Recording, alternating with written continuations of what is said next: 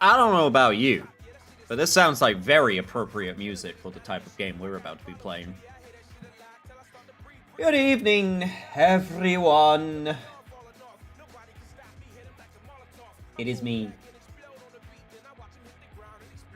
Hello, hello. Hey, Wad. Hey, Biz. And Adrian. Had a funny feeling you would show up to today's stream. Plate. Let's get down with the sickness! And hopefully cure some of it as well. Right. Just give me a hot second for this. I actually started a little bit early. I started before the ads were done. Whoopsie! Time for Danny Dankovsky's Fun Step Vacation. And we're just gonna get straight into it, don't you worry. Because Oh, there's actually an update. Ha! Okay, it's only 34 megabytes. I'm assuming it's like, they've been doing hot fixes on this game, so, I'm assuming there's, there might be a non-zero chance of some bugs, but we'll see how it goes.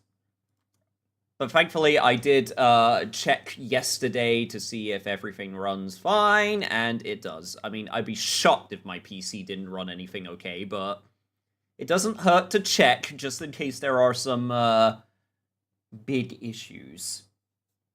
Anyway, for anyone who doesn't know, today we are playing Pathologic 3. So, for anyone unfamiliar with Pathologic, how do I even do? Okay, I've tried explaining this game. So, alright, there was Pathologic 1. And Pathologic 1, this is a game made in Russia by a Russian studio. And they made a little game called Pathologic 1. And it was kind of awful. It was kind of not a very, very good game. Also, its translation was terrible. Then they made Pathologic HD Classic, I think it was called. Or Classic HD, where they redid all of the translation. They made it run on modern systems at the time.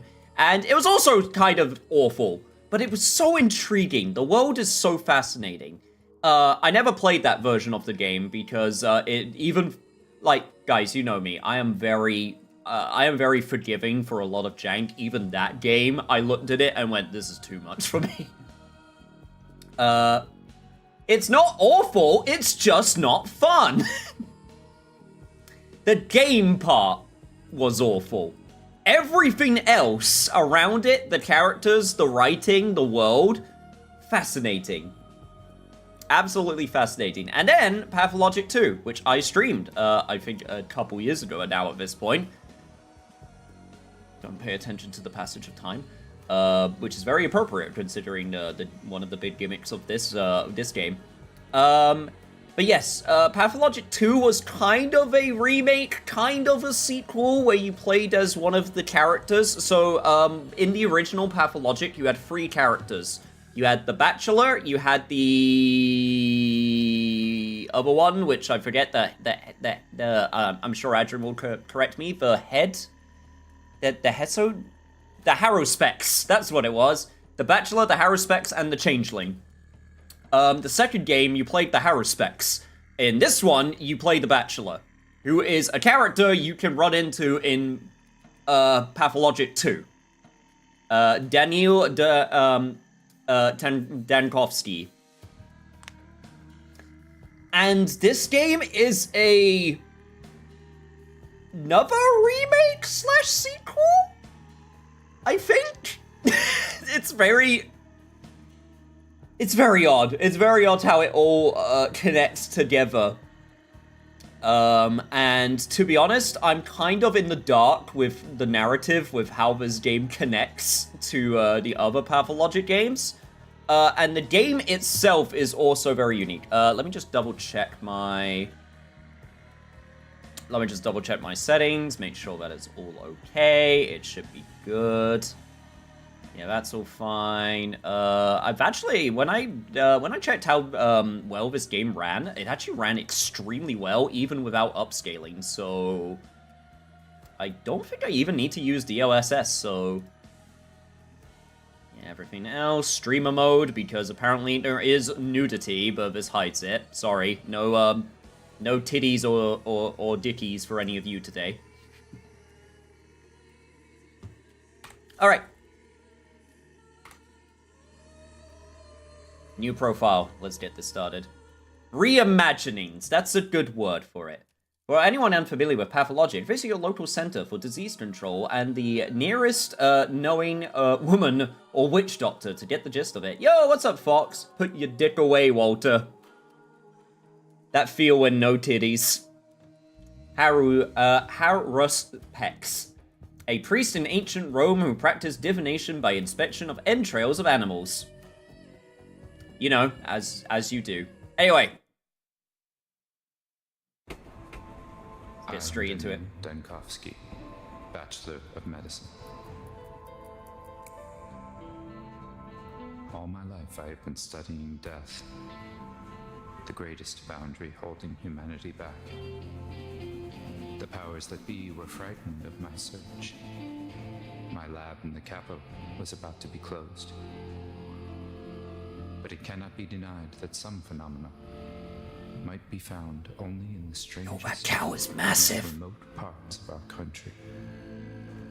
Little towns that are yet to be explored by forward-thinking minds.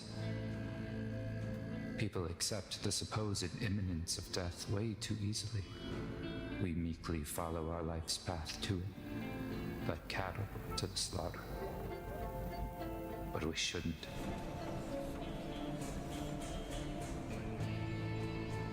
My search for immortality has brought me rumors of one, Simon Kane.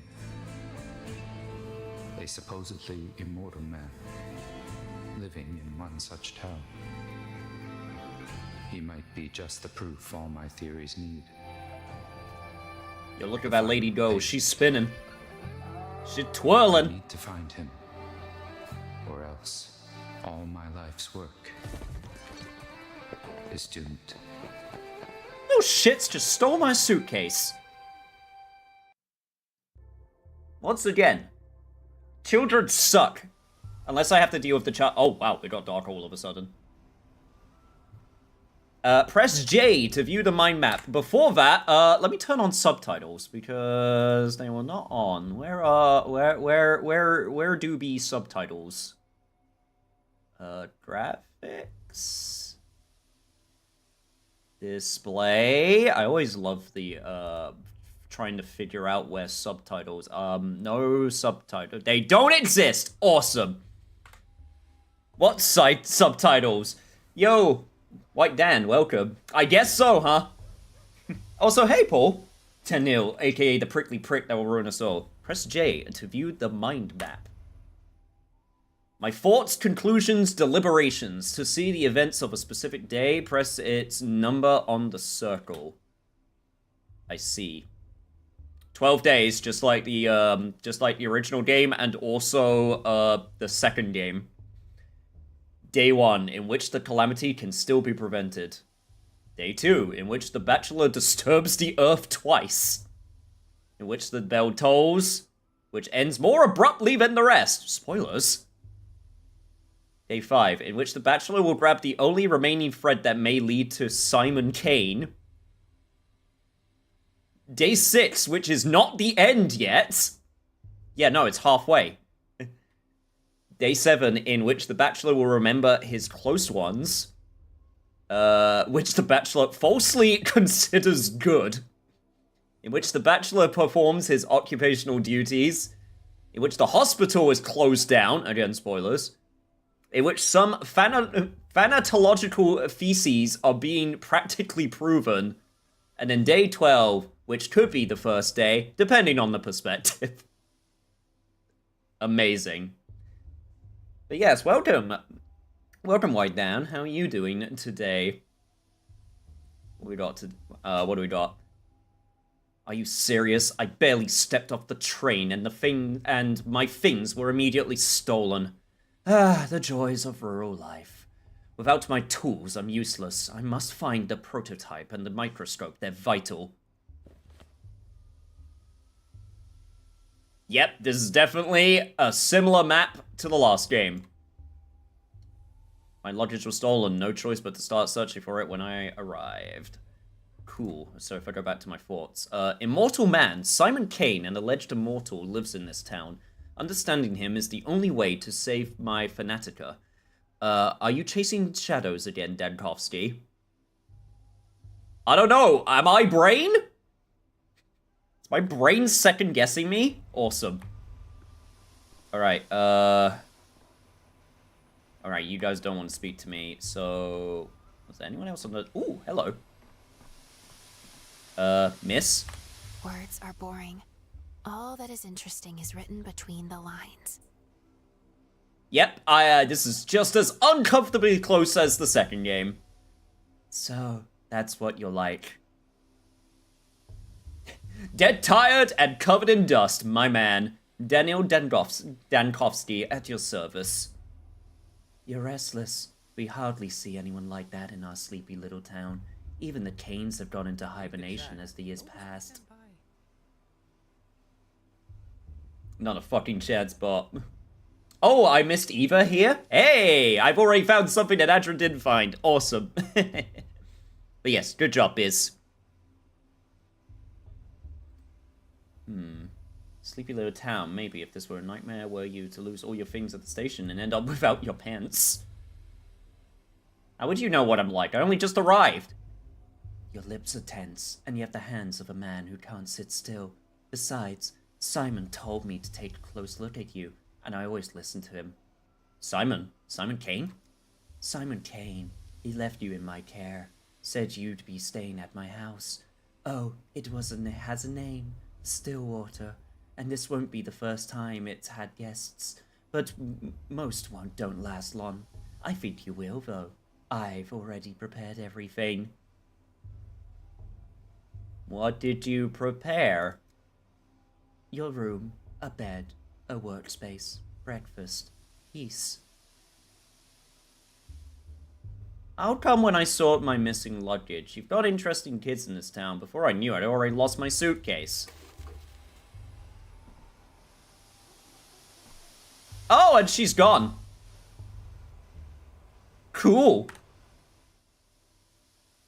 Ava, Simon was expecting me. A place was prepared at the Stillwater, the guest house as far as I can tell.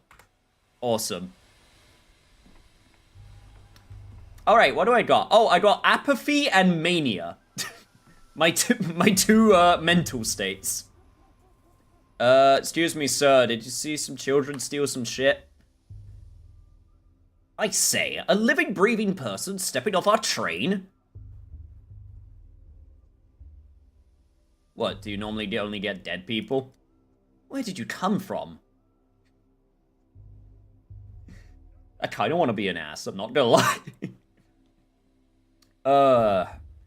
The capital. Daniel Dankovsky, Bachelor of Medicine. I am told a supposed immortal man, Simon Kane, lives here. I've come to study him. Right, do you Cityfield always make 20 trunks of shirts with you? Or did you manage to cut down to 10, sir?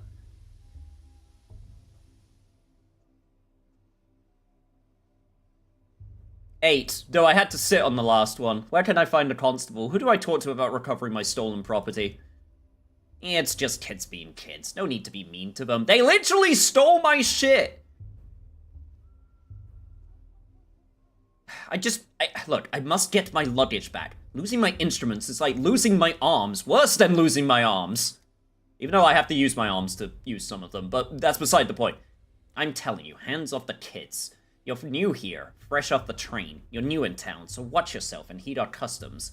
No constable or patrolman will chase after children for you. No street sweeper neither. Are you serious? Right now? Why not? Because the kids have their own thing going. Their own empire, you see. I'm not going to mess with it, and if you find someone to do it for you, it's your funeral, or rather theirs. Although they won't get a funeral, the tower would simply break them. Can you kill people in this? Yes. Yes, you can, I believe. And I'd be in character if I wasn't asked. This is true. Look, I don't believe myself in corporal punishment, and obviously I'm not trying to get into the fight with 10-year-olds. Although I would absolutely kick their asses if it came to that. Perhaps I could negotiate with them. You know what? If you need your shirt so badly, why don't you go looking for the tots that ran away with them? Just ask them nicely. These kids are like magpies. They'll trade your precious linens from the capital back in exchange for bits of colored glass or even just a story. But whatever you do, don't hurt them. Look, I understand how important the child economy is, and I know that's a sentence that can be taken out of context, but in Pathologic 2, I remember how important that economy was. Not shirts, instruments, but I get the idea. Say, is the capital a real place? What kind of question is that? The Canes came from the capital and made our town, but no other real people have come from there ever since, so I was thinking perhaps Simon Kane simply made up the capital, along with everything else?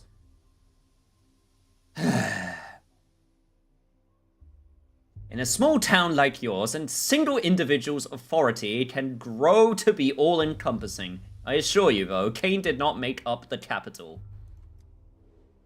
Ay, ay, ay. Ooh!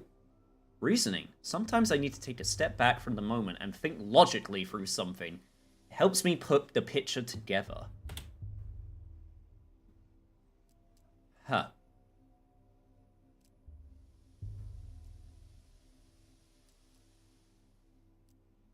Some suitcases are missing. Speechless at the customs of the townfolk here. How am I supposed to do research about tools? Street Sweeper says no one here will help me find the missing items. I managed to recover something intact along the way, or have to handle this myself. Follow the thieves' trail of ripped suitcases. Most important thing is the microscope and the experimental prototype. Oh god, my mania! Some objects can be useful. I can spot them easily if I press Q to concentrate. Disturbing thoughts. Some thoughts will affect your mental state. Eh? I see you, child! Okay, before I deal with you, what's this? Such a serene place. If mentality it still exists in our country, it would be here. Locals treat the children with a strange deference, so have to catch the thieves myself. New shoes, may I introduce you to Station Mud? Amazing. An unsupervised child, steal it. And the organs. Oi. Hey, eyes on us, the thief's seen us, the thief! Mr. Thief, are you for real? Say something in thief speak. Speak Latin to this child. Forum cognoscit. What do you mean, Mr. Thief? You're the ones who stole my things. Thief, you stole the train's heart. You did. Just ripped it out and stole it, and now he'll die without a heart. Many creatures in this world survive perfectly well without hearts. A train, I believe, would belong to the order Crassilitellata, worms. They don't need hearts. Are you stupid, mister? Worms don't look like that at all. They have arms and legs and a forehead. What kind of worms do you know? And 2 hearts, one in its chest and one in its wife's. What? Worms don't have wives. You're not just a thief, but a dummy too. If worms don't have wives, then who does the dances? Who makes grass grow? You think it grows by itself? Okay, listen boy, enough jokes for today. I've come to this town on important business which I cannot conduct without my microscope and my prototype. Please return them to me. Hey, hold on. No need for all the begging and the politeness. What did I even do to you anyway? I didn't take nothing. It was all Jekka. My microscope and prototype are precise, delicate instruments. If they break, they'll only be scrap metal and glass. They'll just die like the train. You don't want that, do you? I don't. Then tell me where Jekka's taken them. Yo, what's up, monster? And Jeppo. Kill it immediately. Kill the child. Jekka's taken the heart back to go fix the train. That way to its face. Am I a snitch now, Mr. Thief?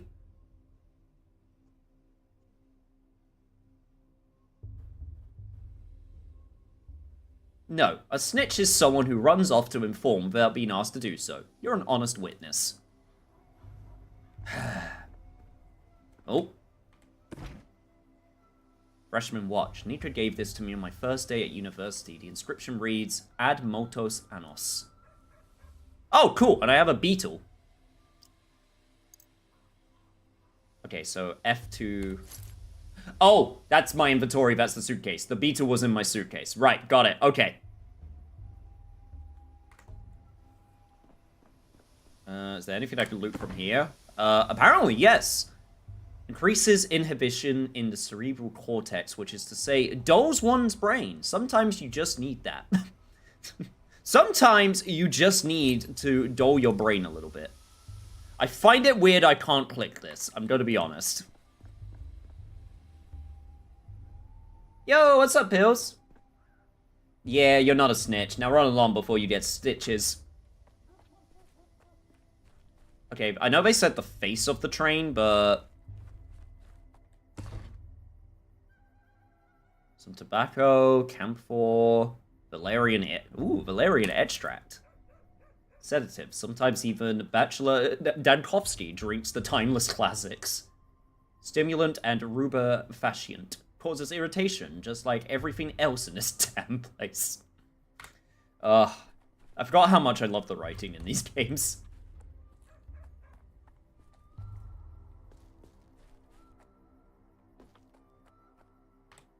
Something here as well. By the way, am I already on the timer? Yes, yes I am. I just noticed that top right.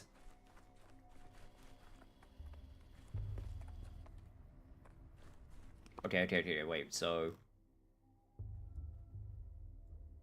It does... Okay, I'm going the right direction. It does lead this direction. Let's go. Like, you guys are really shitty at stealing stuff. You're just leaving a whole freaking pile. Calomel, university medicine made of mercury chloride. Cures everything minor, restores the body. Alchemists of old were wise to respect the strange liquid metal. That's just a leaf. Yeah, this definitely looks a little bit different from last time. Got some water. We got some belladonna. Poisonous plant once used to put a commonly gleam in one's eyes. Highly toxic. Do not be consumed unprocessed. This train. Got you little shits. Hey, back off! Yeah, get away from the girls! And from me too! I ain't afraid of Uncle Rowan when he boozes up, and I ain't afraid of you neither. I've got a knife! Oh, true bricked. You can't hurt us, got it?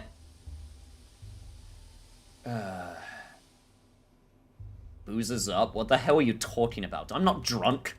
Your hands are shaking and you've got those crazy eyes. Uncle Rowan gets those eyes too when he reaches for the second bottle and the shakes and then he picks a fight. But don't even think about picking a fight with me. I got a real knife, I do. He'd go like, stab, stab. Oh yeah, shoot him immediately. Screw your trauma, child.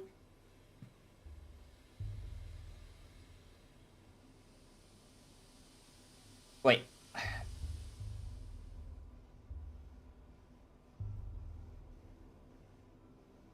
Alright. Frightening extremes. It's hard for me to talk to people when I'm too apathetic and manic. I need to stabilize my condition for it. The world is abuzz with mania. Huh.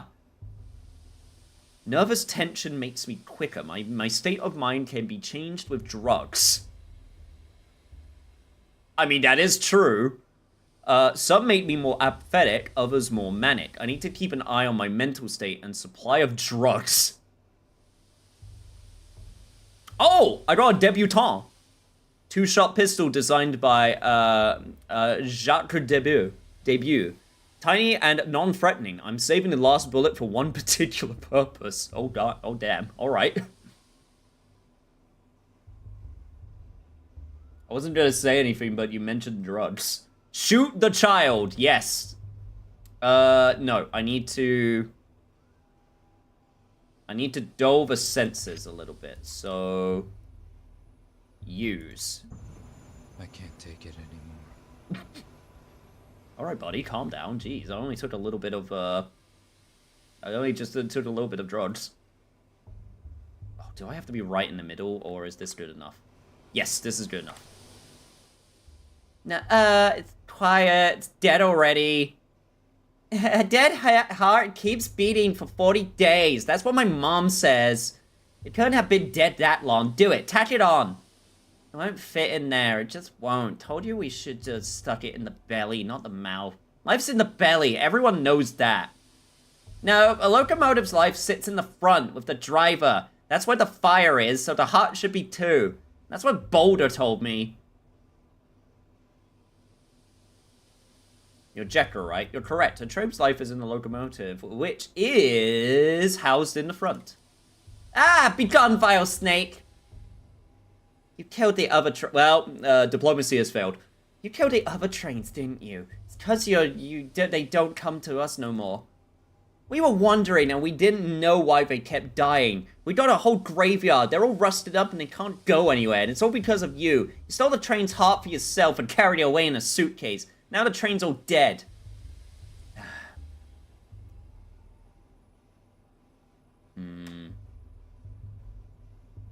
Things I touch do have a tendency to die. You got me there.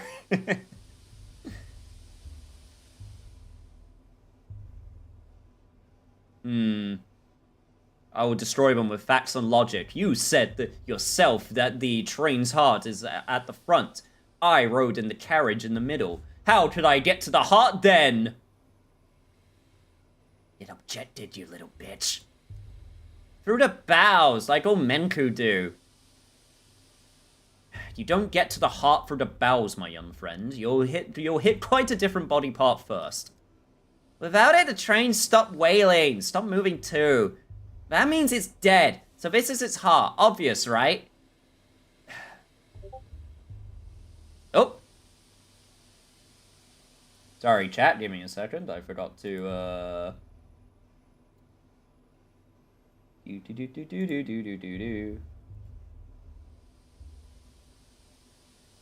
Forgot to put myself on Do Not Disturb. There we go. Apparently something to do with Deadpool was happening. Alright. Well, that's a bit of simplified response to symbolize just one characteristic of light. It's not exhaustive. I don't know how to make you all understand that my prototype has nothing to do with chain. Look, they're made of different... Look, they're made of different metals. Well, you know, a man doesn't look very shiny on the outside either, and inside he's all red. No, he's right. The body has different layers, but all the meat is made out of meat. That's what Grandpa Burak said. What? God, the adults in this town are teaching the kids weird things. Look, my prototype is not the train's heart, and it certainly won't repair it. But it is an interesting thing in itself, so let's make a deal. You give it back, and I'll tell you how it works. I don't know. There'll be corpses in the tail. Lots of them. Hey kids, you want to see a dead body? My genius insufferable assistant will be in the tail. Could drive a saint into the grave with raid-inducing adherence to details of thinly veiled political insinuations. Amazing. These corpses were they stabbed or strangled? The king must never cut. They only strangled. So if they were stabbed, king didn't do it. Look here. Let me take the prototype. I won't run away, I promise. To wind it up, you need to turn this handle clockwise. Ooh, flashback. I'm assuming this is my assistant. Ooh, toxin from the Institute, stimulant from the Institute, anesthetic from the Institute. Well, these are mine now, I'm taking them.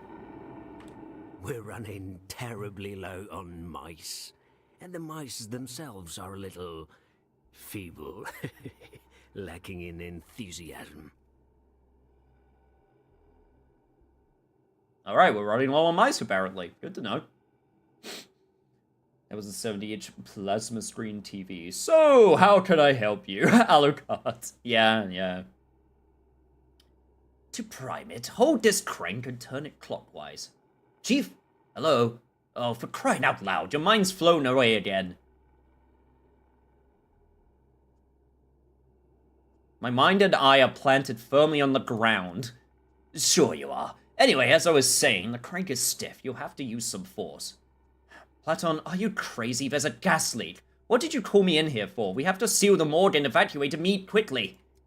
No, Daniel. What we have to do is load the prototype you're fiddling with and use it to get into the morgue. A woman rose from the dead in there, and it will be, I think you'll agree, extremely frustrating if she dies again. We must get her out. Risen from the dead? I was collecting tissue samples to determine the onset of rigor mortis when I heard a noise. I turned around and, holy smokes! A woman was sitting up on the gurney, stiff as a poker, a rasp in her throat. I started toward her, and then I smelled the gas and pulled the alarm lever. Excuse me. It was the gas. These cases always turn to be lethargy, so why not get her yourself? Why call me? Chlorines are known for bringing back the dead, but if the woman was brought here by mistake to life, perhaps the gas could have irritated mucous membranes enough to wake her? Chief, you're braiding another one of your chains of hypotheticals. We need practical observations. Pull out the patient, then write the monograph, not the other way around.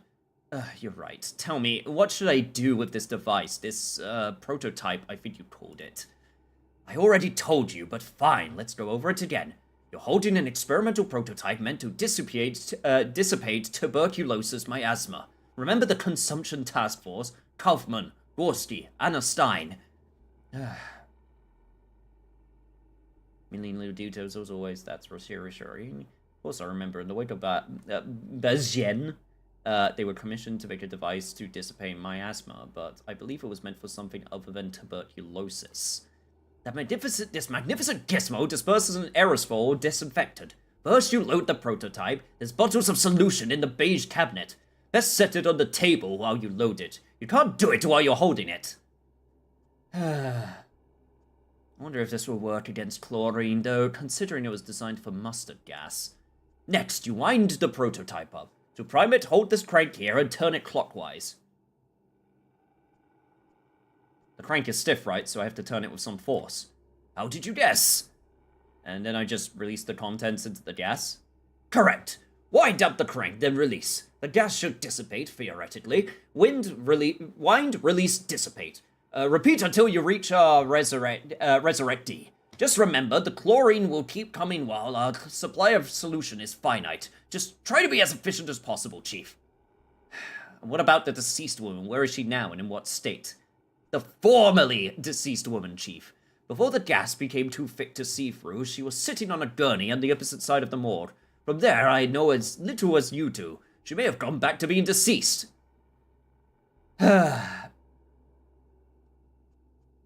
Or you may have altogether hallucinated her. You'd inhaled enough by then, but there's only one way to find out.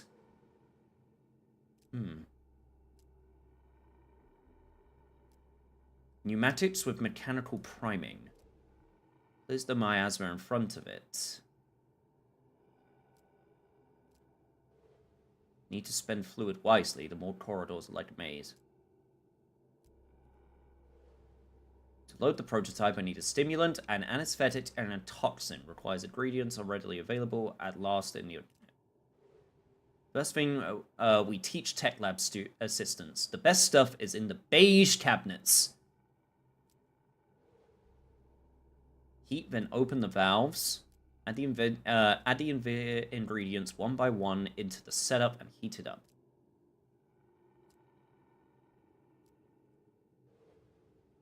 Should be enough for 20 uses. Before you can use the prototype, you need to load it. Ingredients are in the cabinet. Ah, the stuff I already stole. Amazing. And I will take even more. These are mine now.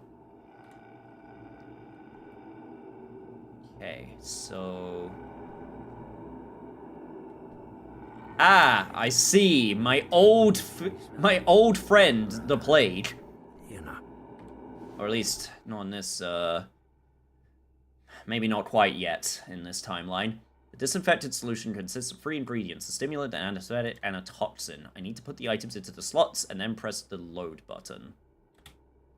So... 1, 2, 3. Am I allowed to put more than 1? No, I am not. Okay.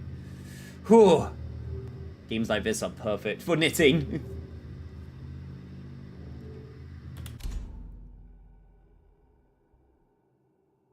Prototype successfully loaded. It should be good for a little while longer. Okay. Hold left mouse button to charge. Release when the pendulum stops. So right here.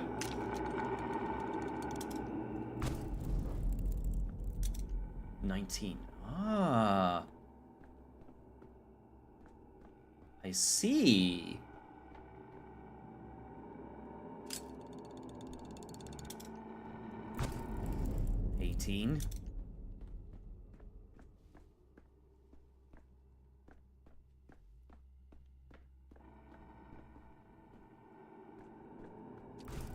Oh, shit. Oh, I pressed the button. Okay, yeah, I pressed it a little bit too early. God. Okay, got it. I need to be very careful. Right.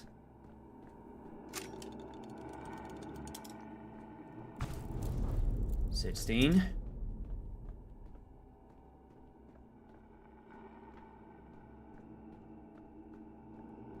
So I'm assuming as soon as the effect goes, it's safe. Not quite. Okay. Not quite safe. Got it. I need to be careful for the future. Hello, ma'am. Let me just take a look around here. You okay? Are you deaf? You have deaf's eyes. I mean, your eyes aren't looking any better, ma'am.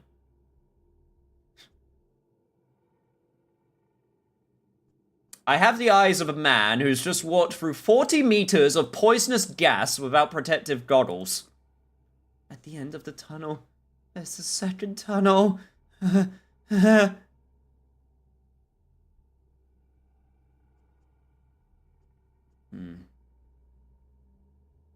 you hear me? Focus on me. Hold on to my voice. Try to stay awake.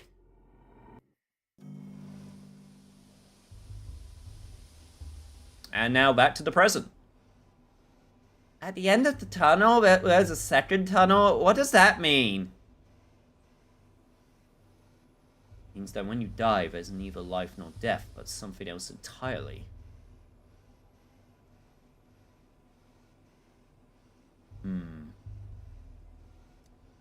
Like a coin falling on its edge? Or a Mobius strip. You shouldn't concern yourself with such things, though. Can I have my prototype back? Take it. Spins are boring. Clockwise only. Grandpa Simon has clocks that spin every which way. Besides, the train's already dead. Couldn't save it in time.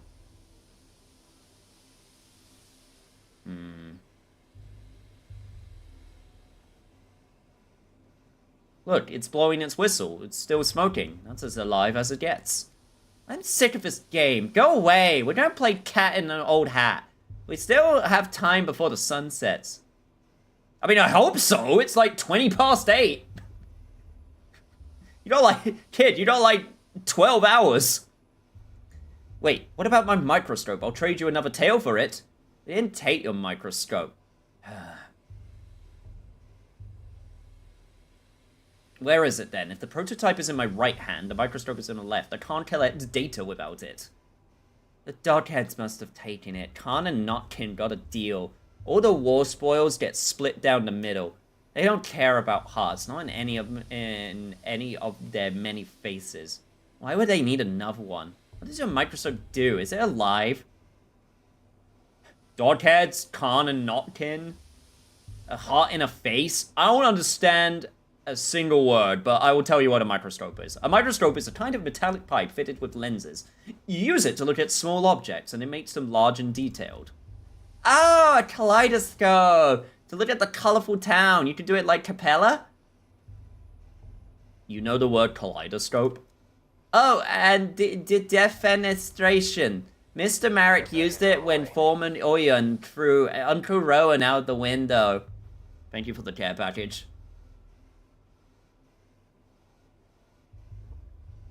Ugh. So as it stands, you pass my belongings along to some other gang, and I need to go to them to get my microscope back. Am I right? Khan must have given it to Capella as a gift. Are you stupid? She hates kaleidoscopes after what happened to that stained glass. No, Khan wouldn't have given it to her. If it's something that changes things when you look through it, he must have given it to Grandpa Simon. Grandpa Simon loves things like that.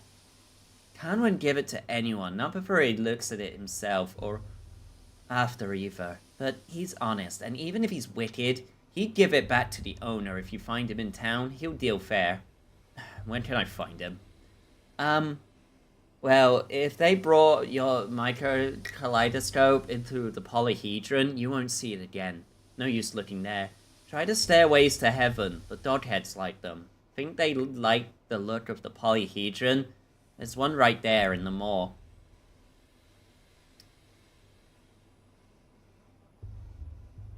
Thank you, child. Well, I got a prototype. The second tool was stolen by a different gang of children. I'll have to search the town for it, not the guided tour I hoped for. Town gate. My microscope was allegedly taken here. Let's go. Ah, Notkin, who ruined my heal everyone run in Pathologic HD because I forgot he existed. Ooh. Oh, what happened here? Oh, Jacob Stark. Kirik, and, what's his name? Bertie. Bertrand, such a harmless fellow. He was never hurt a fly in his life, and the Ripper slashed him to ribbons like the rest of them anyway, the brute. We must give these unfortunate souls the proper burial they deserve, and then find the Ripper and give him a burial befitting a beast. Holy cat, Kunud, do not act rashly. Give Kirik to me. I'll pay you back in kind, in herbs, in blood.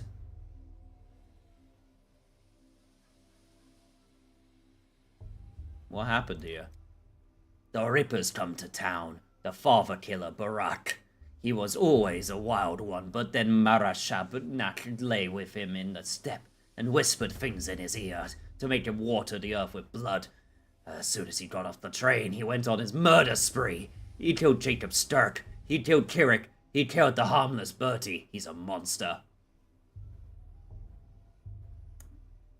In my defense, you only have to interact with him as the Bachelor, like, once.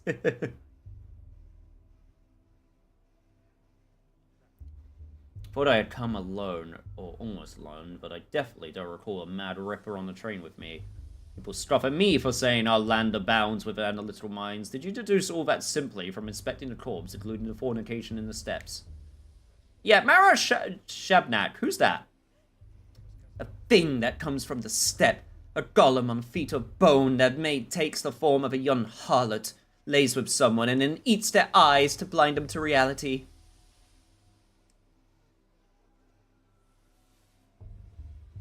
Yo, but you got all that, bro, just looking at the corpse. Everyone knows her marks. If the victim's chest was ripped open, Shabnak told the killer where to strike. If a person lashes out like a beast, it's her holding their leash. And if you see handprints in the earth instead of footprints... Boyante, hear me out. Blood of my Udor. Suat sings of a fierceness, a sharpness inside the one you call Kirik. Give his body to me. He is dead to you anyway. You will bury him and he will rot away until nothing is left.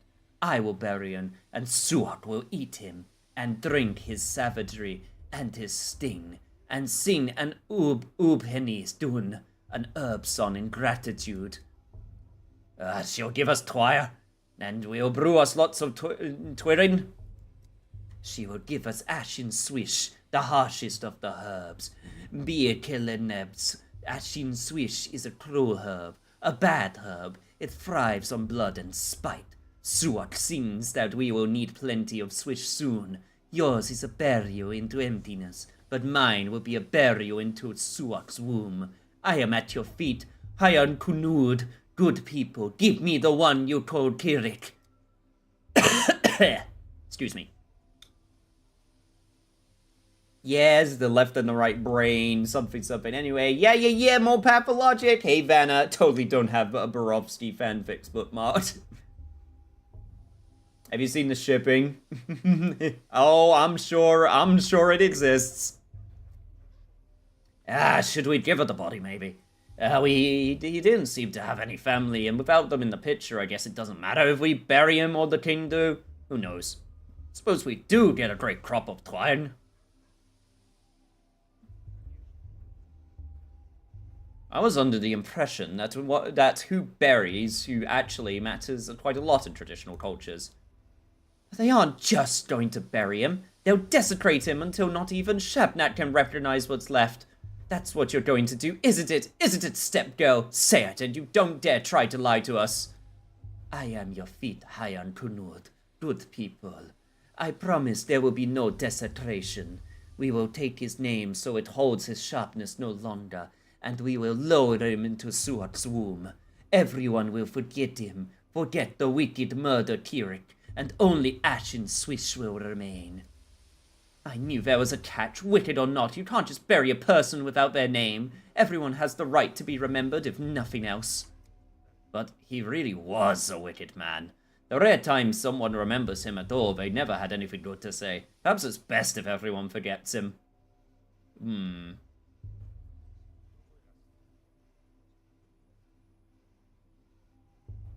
They'll take the name of this Kirik. What does that mean? A touch of our eyes, a touch of our fingers, and the name melts away. The one they used to call Kirik will become a gift to Suak instead. He will have no grave, and there will be no man in the memory of the people. Speak to me no more, stranger. Your words are poison. I must admit that clarified nothing. Let's hand over the body. I'd rather avoid a falling out with the kin. It will only lead to more trouble down the line. What do you think, stranger? You certainly look important. Maybe you have some brains to back it up.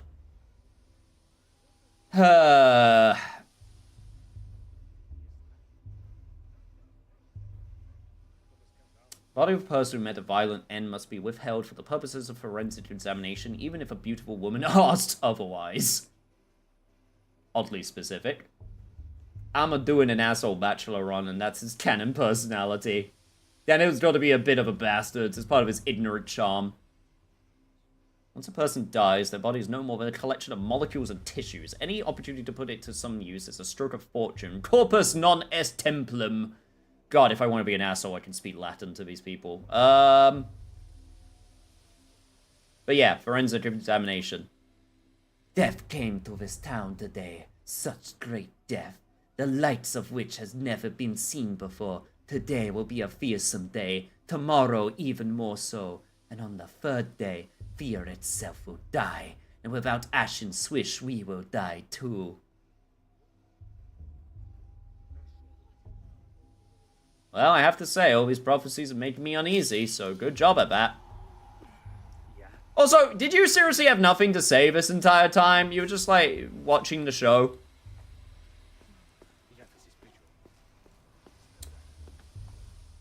Cool, good to know. Golem of Bones. The locals believe in a Shepnak, a murderous step golem in the guise of a woman. It's like I've stepped out of time, not just traveled far from home. And then there's also the Ripper. A murderer came to town alongside me. Luckily, I am prepared to fight death in all of its guises. I'll fucking kick him in the dick if I have to. Alright, let's get running.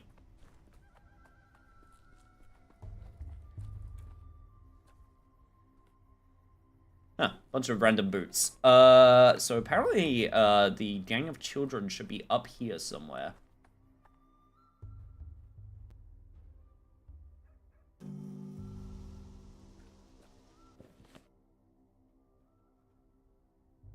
And then to the left. Oh! The town dribbles. I wasn't expecting that to happen. I thought I was going to loot. The mind is affected by E-interactions with specific objects. They are easy to spot if you enter concentration mode. I haven't actually tried concentration mode yet. I should probably do that. I hate filth, garbage, decay, but sterile operating rooms no longer give me answers.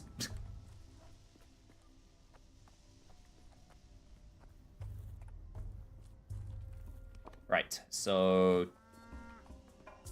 I need to head towards...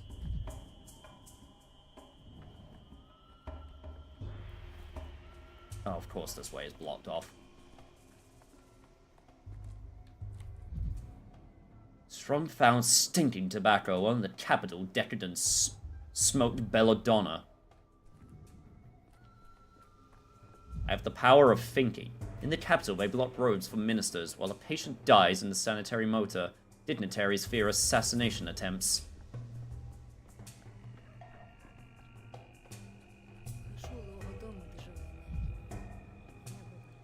Such beautiful movements. The word vaccine is derived from vacca, meaning cow. You brought us medicine on the horns and paid for it with your lives. Damn, this lady's hair is impressive. Fuck the worms. Hoo-ha, my good little bull. Blunt mouth, broad browed, please forgive us. You're silly, Urza, and you always have been. He's returning to Bostoroko, to Bodho. We are leading him into the bosom of his mother and father. Why are you asking him for forgiveness? Because Bostorok is dead, Aina. This little bull's whole life, he didn't know that the most beautiful creature, the immortal Bostorok, was waiting for him. And now that he knows, Bostorok is dead. Buha will find his father's silent corpse. How can we not pity him? Yo, who died, though? Bostorok, the father of all Katanj people and bulls. We asked Suat to bring him back. You're the silly one, Aina. Suat didn't eat Bostorok. How could she? He's bigger than her, stronger than her. The immortal can't be killed. He chooses death himself. We asked Bostorok to change his mind and come back to us, his children. Yeah, so yeah, soon enjoyed the game. It's so evil. Oh, I'm sure.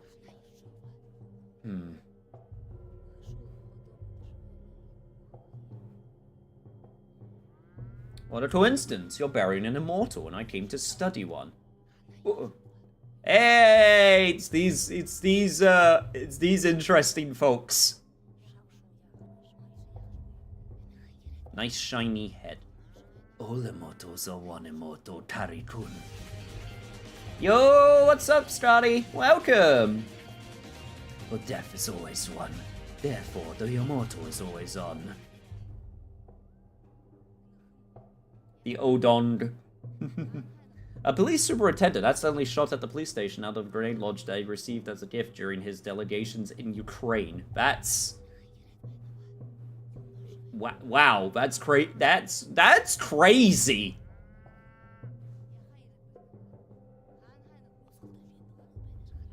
But yeah, take care, Pills. How's it going, gang? It's going good. Playing this weird-ass series, and I'm very happy about it.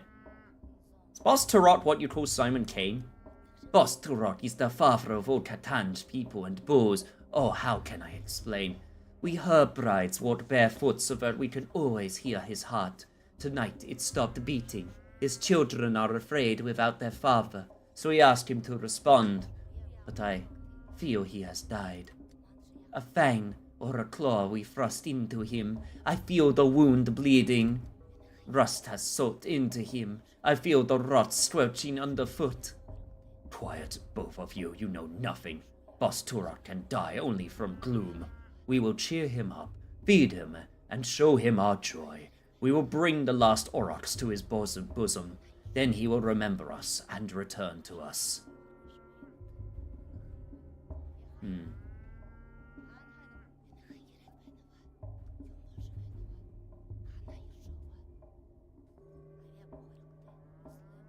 So this bull was meant to be sacrificed. We give it a little to gain a lot. Mother Bodo is a blind, loving mother, the warmth of the earth, but Boss Torok not only bore us, he watched over us. We lived under his watch. Now the town is without a beholder. As a Galakakun, we're all blind worms now. Muda, bad. A worm is a worm, a human is a human. A human is meant to see, to build. Look around, beholder. What do you see? Yo, Hoppy Blue, welcome. Aina is so cute.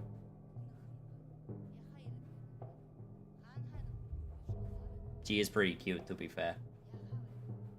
This lady's hair is still more impressive. See, the kid told you worms have arms. He sure did.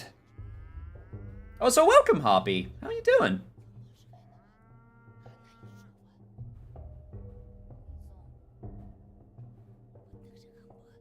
Also, thank you so much for the water and water.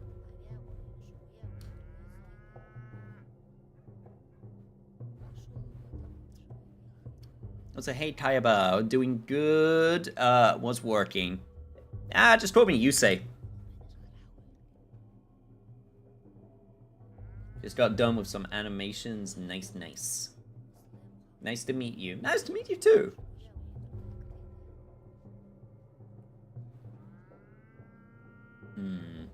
What kind of animations? Now I'm curious.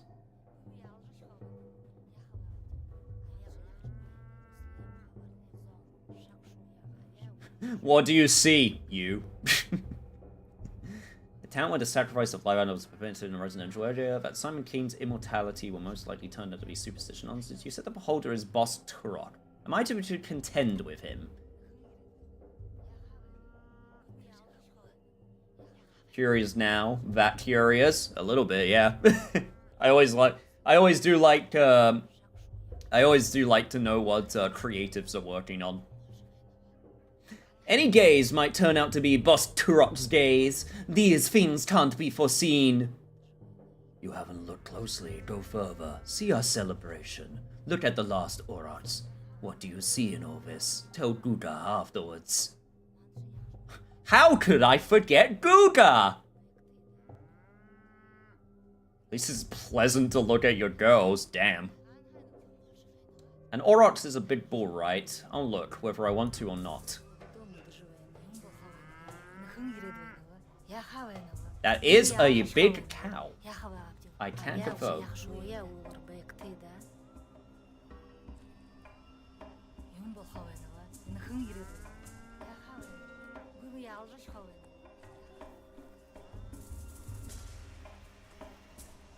Don't worry, we'll show them after stream. Okay.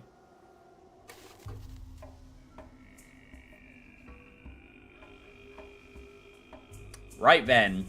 Oh, we're going. They've tied ribbons all over town and incense burns everywhere, or is this just what steppe smells like? So this bloating is a common condition here. I'd like to study them.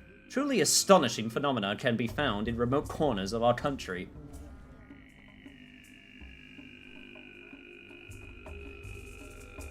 Damn, those girls seem to be going for it. Fear mixed with curiosity. Townsfolk aren't used to such spectacles.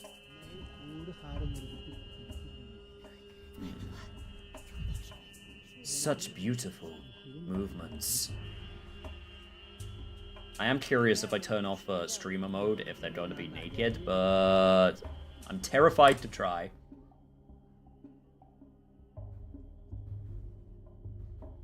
My eyes touch you, beholder.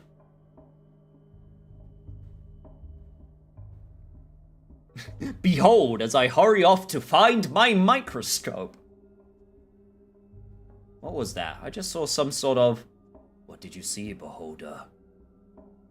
I saw rotten plague miasma spreading from a carcass and a sanitation squad burning it with fire. Everything around groaned and died as if it were in the midst of an outbreak. That was tomorrow. That will be yesterday. That box syphilis, this was from hat jumps. That makes about as much sense. Thank you for your vision, Beholder. You see more widely than others. We will remember this. If you see something else unexpected, don't be afraid. It's just the eyes adjusting to our current place in time. Keep moving forward. I haven't even done anything yet, but I'm already helping. What a stand-up guy I turned out to be. Alright. Oh!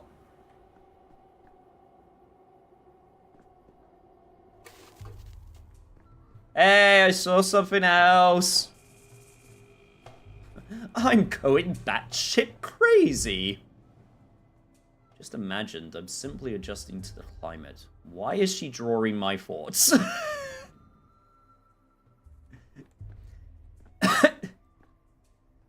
This is your brain on drugs, chat. Any question? Amazing. So happy, guys. My Automod got no chill. It really doesn't. I love this new mechanic. Dankovsky opinion vision, as if he didn't tell you enough of them already. Perfectly healthy children. What devilry am I imagining?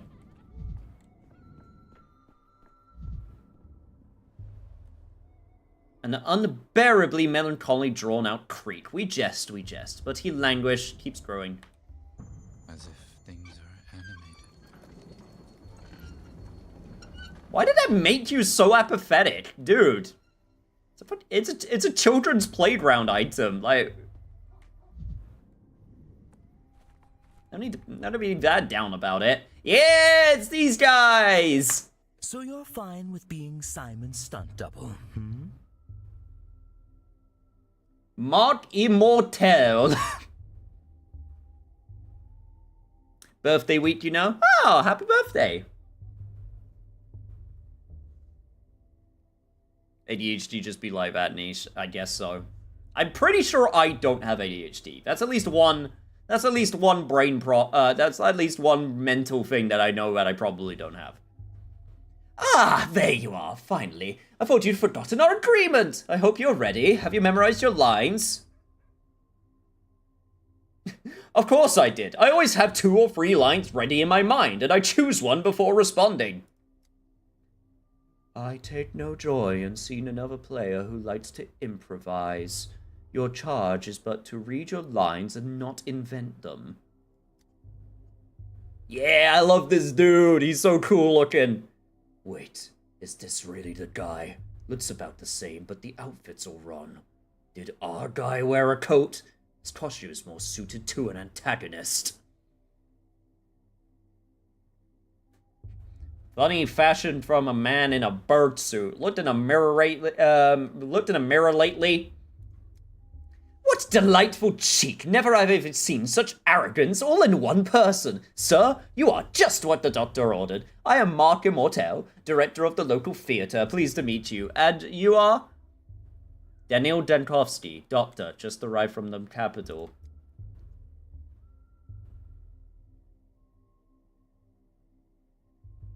Oh, I love the tragedian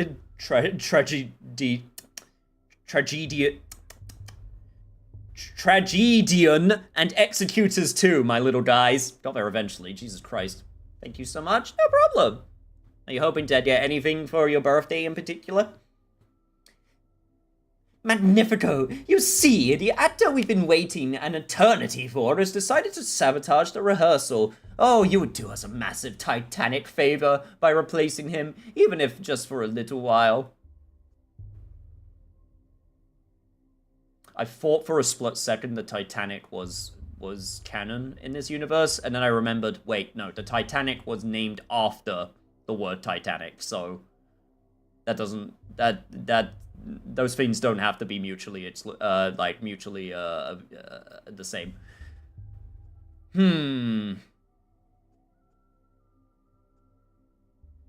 Still, what's the man in a bird suit doing here? This is abnormal. Are you not familiar with the ancient mysteries? Our feathered colleague symbolizes the doom of all things. He acts as a dark omen, complete with a plague doctor's beak. Our performance is quite simple. The main character has just arrived in a remote town and, quite accidentally, stumbled into a curious rehearsal, in which his fate will be decided. Who knows, perhaps he'll die at the end. Alright, sure, let's go. Is that all you have to say? Why do you stare like that? I see it in his eyes. His mind is looking for a line to mumble.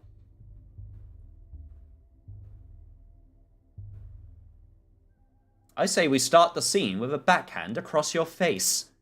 I say again, he is no leading man. He is unfit to even play a villain. At best, a background player, a body. Standing here to fill the stage, it is the step healer's son who ought to take the role, or that young girl who crawled out of her grave. They have such pathos and such verve. What does this one have? A coat. Bitch, you wanna fight? You wanna fucking go? I don't care how weird you look. I'll rip that mask off, bro. Is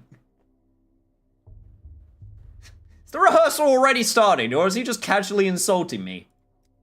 Wonderful, the hero is lost. He no longer sees the boundary between his life and the play, between speaking and reading his lines. Keep going, this is the beating heart of our play, the blur between reality and fiction.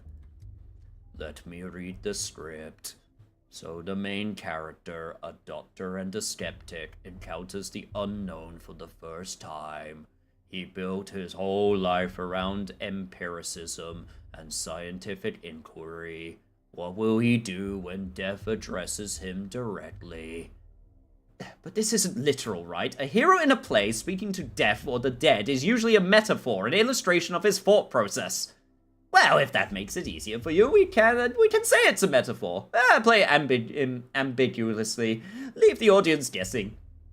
But wait, I don't want to be a metaphor. I was promised I'd be the true voice of the dead. What kind of spoilsport ruins a play like this? I told you he couldn't hack it. That's it. I'm out. Metaphor. Puh!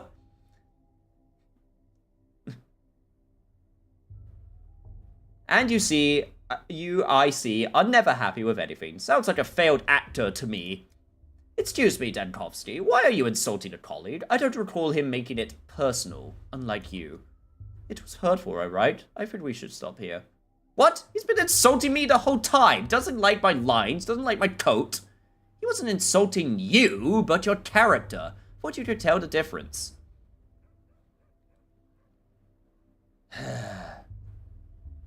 Sorry, I got carried away. Oh, the world's a stage. Oh no, the big city immersive theater and fourth wall breaking gimmicks infiltrated this place as well. One aspect of progress I hope to escape. Oh, I love this dude. Waiting for my food. I still want to get an executor tattoo. That would look really sick. Where would you get it? It's damn fine coat, man. I should link the old Patho art I did sometime. Yo, what? You should. I would love to see. Hey, whoa, hey. Watch the grabby hands, mister. All right. If I remember correctly, the theater is here. I believe this is the theater, or is this the theater? Trying to remember where everything is. Also, okay, that's... Ooh, yeah, that's a bunch of people and things that I have not found yet. Yeah, and all of these things which I can't even access yet. I see. Alright. Anyway. Find my microscope. Let me eat. Oi!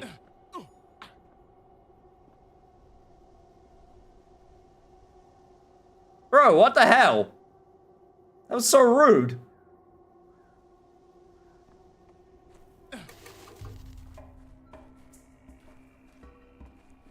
Well, okay then.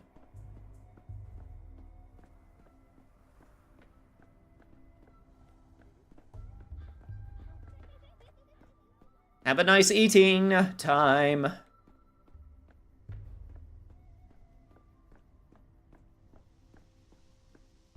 Swear to God. Hey, hey, hey, hey,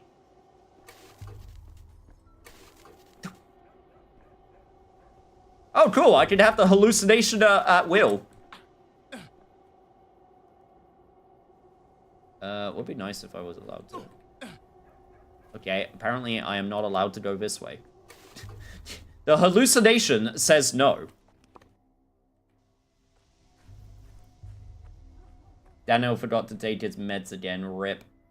Also, apparently, the hallucination does also actively, attack me in real life as well, which sucks. Smell of local herbs is overwhelming. Dirty lungs, clear head. Seems the natives solve their problems through smoking. How very, Eastern European of them. Ah, impossible geometry, my favorite. I found what looks like a stairway leading toward the heavens. How does it stay upright? I hope the children are still my microscope are there.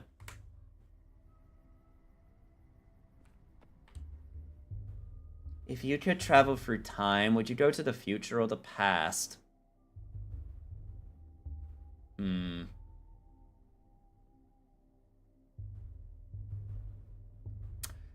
The past, 10 years ago maybe, when everything could have still been prevented. That is really wow, that is very appropriate for current time. I would do that. Grandpa Simon used to say that days are like hopscotch. Usually they go one after another, but sometimes there's two side by side, and sometimes you have to jump backwards. Does Simon Kane know many games? He's the only grown-up who gets games. Everyone thinks they're just silly things for kids. No, games are awesome. Just running around or scoring a point, but Grandpa Simon knows how games should be. Bet he could even enter the polyhedron. Yo, chat, I was talking literally with Wad yesterday during our conversation, because Wad was talking about how art is very intrinsically human. And to me, I agree. And the other thing that I think is very intrinsically human is playing. Because when you really get down to it, a lot of mammals play. And that is something that is instinctual. So playing is something that is very important to living. At least as a mammal, in my mind.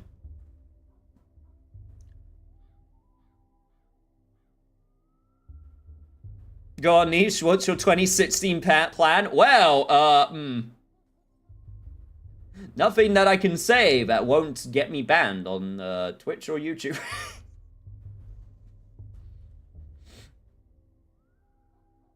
I mean, it's not like we could do much unless you want to get drastic. Yeah! This is true.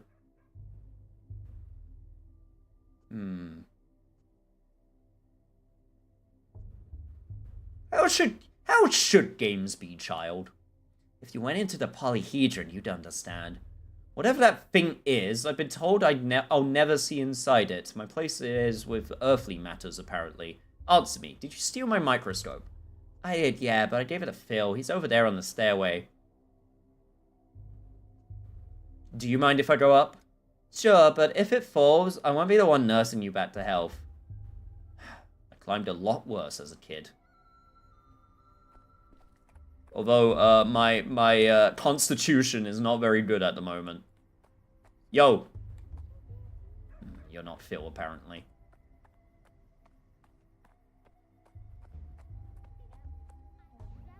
Well, there's my microscope. It is the weird, wolf kids. Well, what is it? Can you see the future? Let me look too. Gimme. Wait your turn, Pipsqueak. Just let me take one look and then I'll give it back. Ew, it's a bunch of bugs and little hairs. Doesn't look like much of a future. Why are you using your dog's eye to look? You're not an animal, you know. Yeah, but an animal might see further, though. Speak Latin? No, you'll make fun of me for it. You know what these kids are reminding me of? Okay, chat. Question.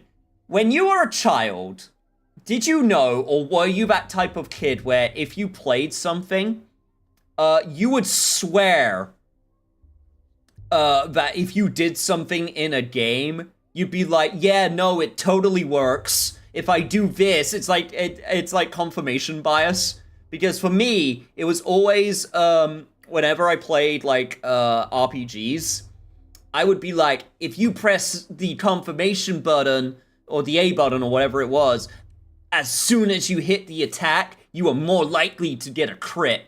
Totally works. Either that or another classic one is in Pokemon.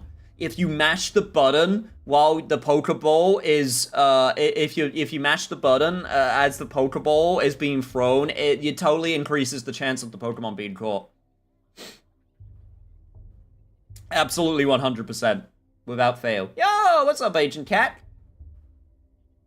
I'll make fun of you anyway, at least have some courage. Dogheads, have some respect on their names. I thought his name was Phil.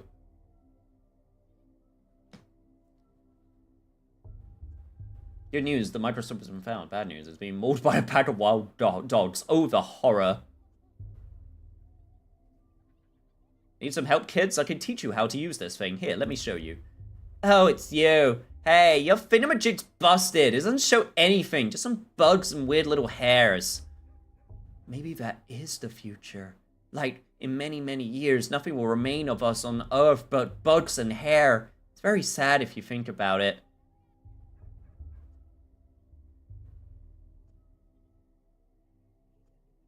What made you think that it shows the future? See all these different glass pieces inside? Glass like this shows the future when you look through it. Everyone knows that. What do you mean? Rolling the button did reduce the damage you took in Pokemon. You've had a really crappy couple of weeks. Aw, I'm sorry, Kak.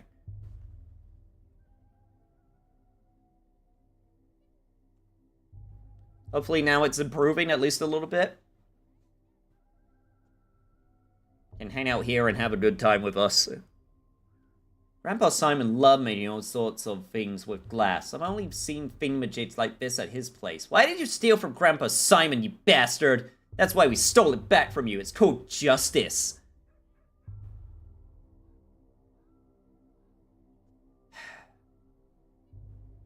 Don't argue with a child, it's not your word. Look, you know Simon came? I've come to see him.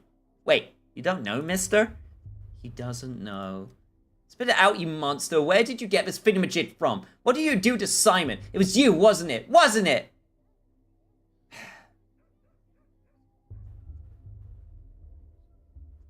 This conversation's made me realize why I never became a father. Damn. Sick burn. Calm down, boy. Please don't shout. What's going on? What don't I know? Just give him back the thingamajig and let him go in his merry way. It's broken anyhow. Can't see the future at all. No, no, no. Grandpa Simon taught us what doesn't take effort doesn't deserve effort. If we just give back the thingamajig, there's no effort in that.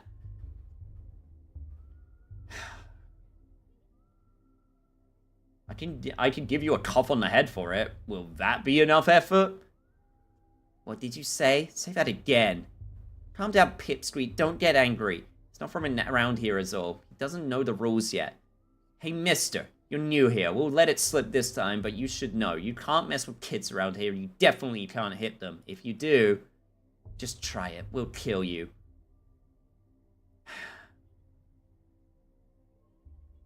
What a fearsome-looking little girl. Okay, sorry. I was joking. Just give me back my microscope, please. What's that shiny thing hanging off that chain? Show it to us. Ooh, a watch. Pretty. Let's make a deal. You give us the watch and we'll give you back your thingamajig. Just show it how it works, will ya? We're still curious.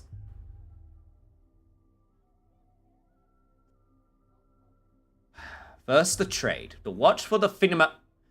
I mean for the microscope. Then I'll show you. I would die in this town so fast. These kids are infuriating. To trade an item, I need to put it into the barter slot. If I want something, I need to give something in return. I can do this by putting the item cells on my inventory side. People won't agree to a trade if I offer items less valuable than whatever I'm asking for. So this goes here. And then this goes here. Damn, I'm really giving away my watch. Maybe I could get it back.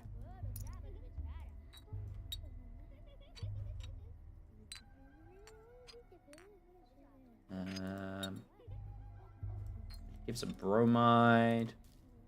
You want some tobacco? I can give you some tobacco, kid.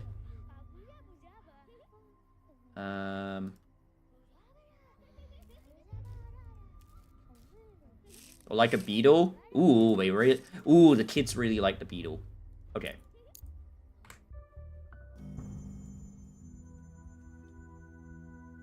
Two weeks ago again, and my constitution is still low. Ooh, butterflies. Hang on, give me a sec. I want to take a look at my lab. Oh, wow. Oh, we're one of those professors, huh? We're one of those doctors.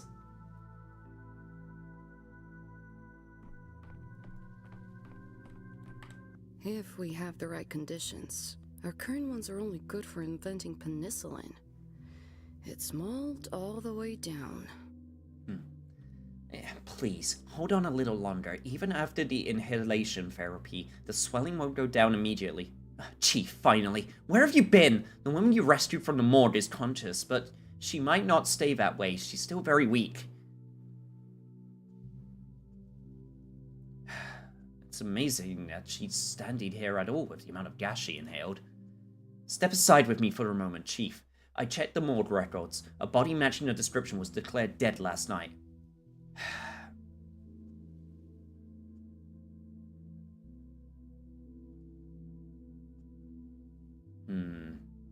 It could be a coroner's oversight or a bureaucratic error. People make mistakes all the time. This doesn't prove anything. I'm not claiming it does, but imagine for a second. No, let's stick to the facts. I spoke to the orderly on duty last night. He also confirms that our subject showed no signs of life, and Platon himself was there when she woke up. She's pretty. Seraphima is very pretty. This is a new character. There was also another new character because there was an assistant that we also were working with.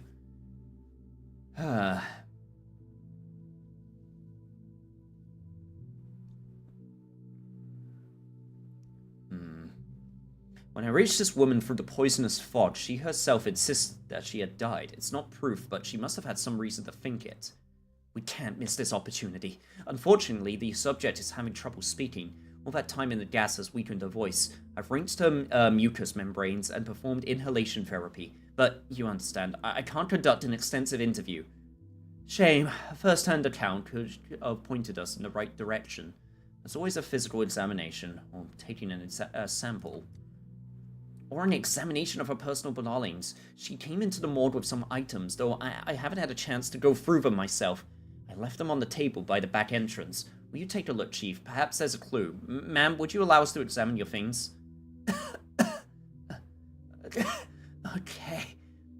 Hello, do you remember me? I'm Bachelor of Medicine Daniil Dankovsky, head of the Fanatica laboratory. Last night I saved you from the site of the serious gas leak.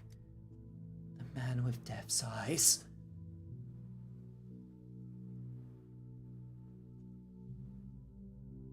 I'm just a researcher into the problem of human mortality. I died tunnel after tunnel.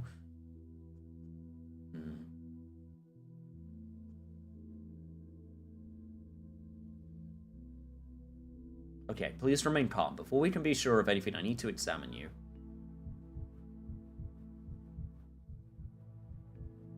Spontaneous rotate the camera.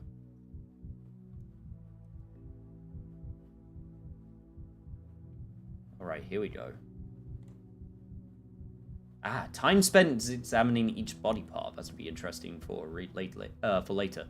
The skin here is seriously damaged. I suspect it's due to our contact with the gas. Likely the same for our eyes and mucosal burns. Also on the left side as well. Oh, sorry, the right side. What's this? Bruising, redness, rough injection. Seems like she had an allergic reaction. Pale and gaunt, looked exhausted. I should take a look at her blood sample.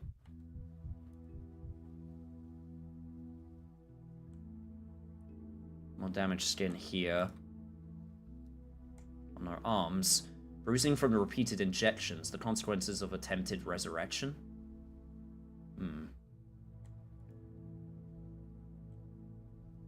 Hands seem pretty clean. Take a look at the legs. More serious damage to the skin.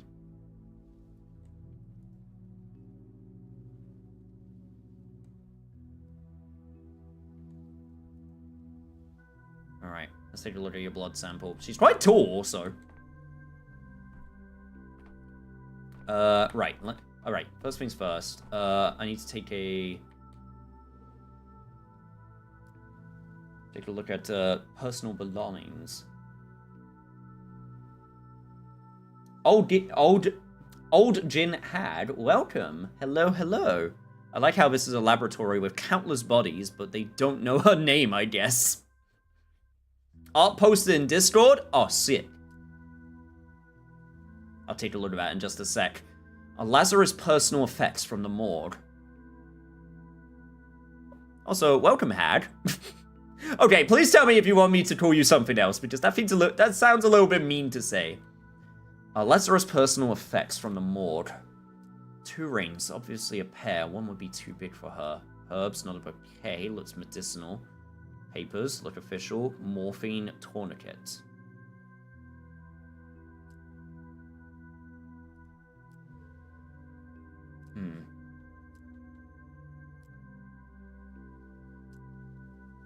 Jilted fiancé. Papers, they look official. Accept all the risks and waive all claims. The description of the treatment is vague. Something about novel drugs. Consent form for the experimental treatment at our institute. Self-medication with folk remedies. Consulted a wise woman instead of a doctor. Morphine and tourniquet. Chronic morphine addict or suffered from severe pain. I might understand more if I take a blood sample from the subject.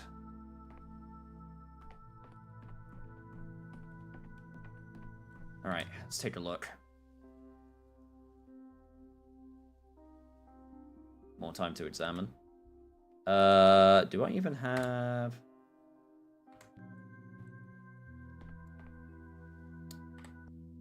Alright. You stay quiet for now. I need to examine your camera if you have to miss it. I hope your blood test will reveal something. A disease affects various bodily symptoms. The microscope helps to identify which organ is infected. Tissue samples are placed on glass slides. An assistant ensures the slides are sufficiently supplied. Yo! Names aren't science. Call me Hag. Alright. Welcome, Hag. Thank you so much for the follow as well.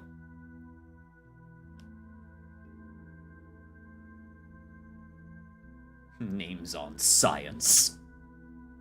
Here we got eyes, we got mouth, we got hair, I believe that is, or under the skin, brain, lungs, and the intestines, and the heart.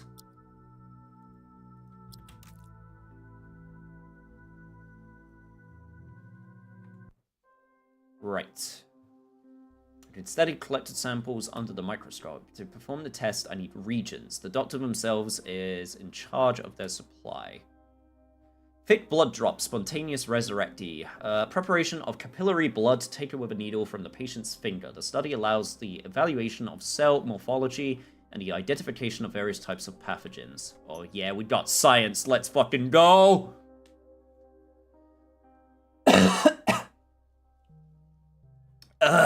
Alright. Science rules, let's go. Microcosms. By adjusting the magnification, I need to find red bacteria in the sample. To adjust the focus, it will allow me to see the bacteria better.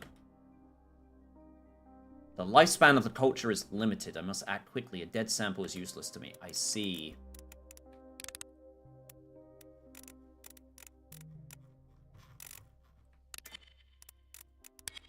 Like that. I see. I see.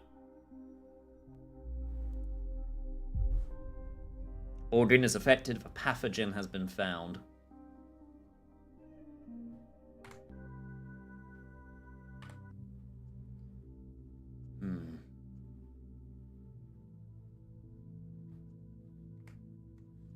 Alright, let me take a look at her belongings again. Together with the examination and test, the picture is more or less complete. A miraculously resurrected woman has late-stage leukemia and injection marks on her body. Ed Rain's suicide attempt? Apparent death, reaction to experimental drug. Lab got scared, didn't sort it out. Morphine overdose. Addicted from palliative treatment for the pain. College thought she was beyond saving.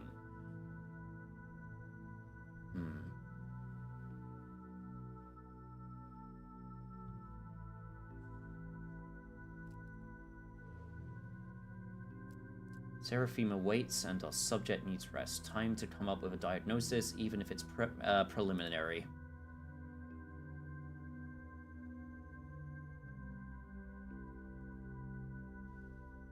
What was your favorite gin? Hendrix and his many iterations. Hendrix flavored.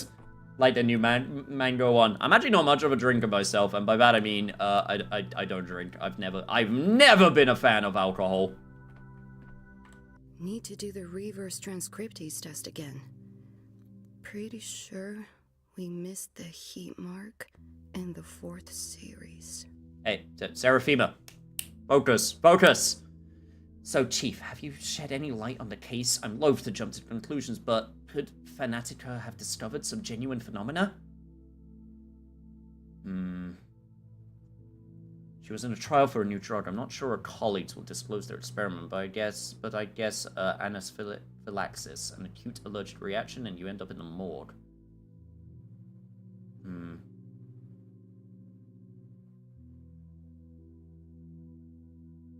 She is also terminally ill.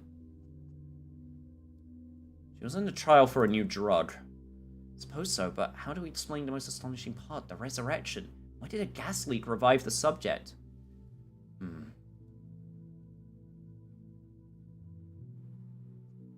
Did you see the bruised injection site? Adrenaline. Someone tried to restart her heart with too small a dose. The gas leaked and the body realized the adrenaline it was missing. So you think it was a mistake? The subject ended up in the morgue due to negligence? She wasn't actually dead yet, and by coincidence, an unaccounted for factor revived her?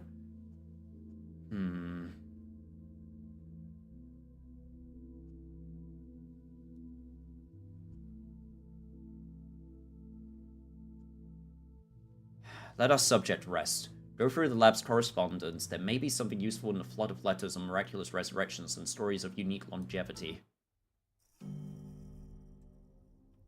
So, does that mean she wasn't dead after all? And all the others we tried to find too. As of right now, spontaneous resurrection appears to be nothing but fiction.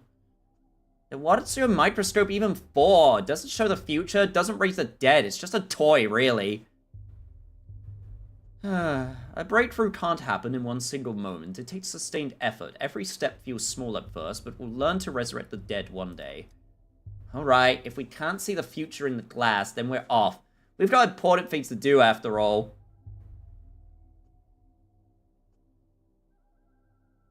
A sensible approach. Precious time shouldn't be wasted. Enough. Why are you drowning me in details, Bachelor? Street kids stealing your microscope isn't...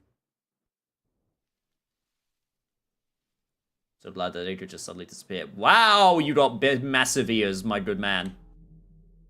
Inspector of the Special Committee. He was sent to investigate the case of my criminal negligence. Supposedly, I did save the town in the east of our country where a plague broke out. I didn't even try, apparently.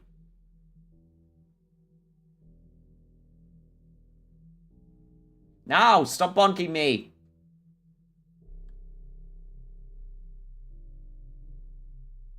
Welcome back, Blue. He's luring me into a trap. His folder is full of intentionally false data. He's not interested in truth, but rather in the downfall of Bachelor Dankovsky. He is my enemy. I am concerned solely with the truth.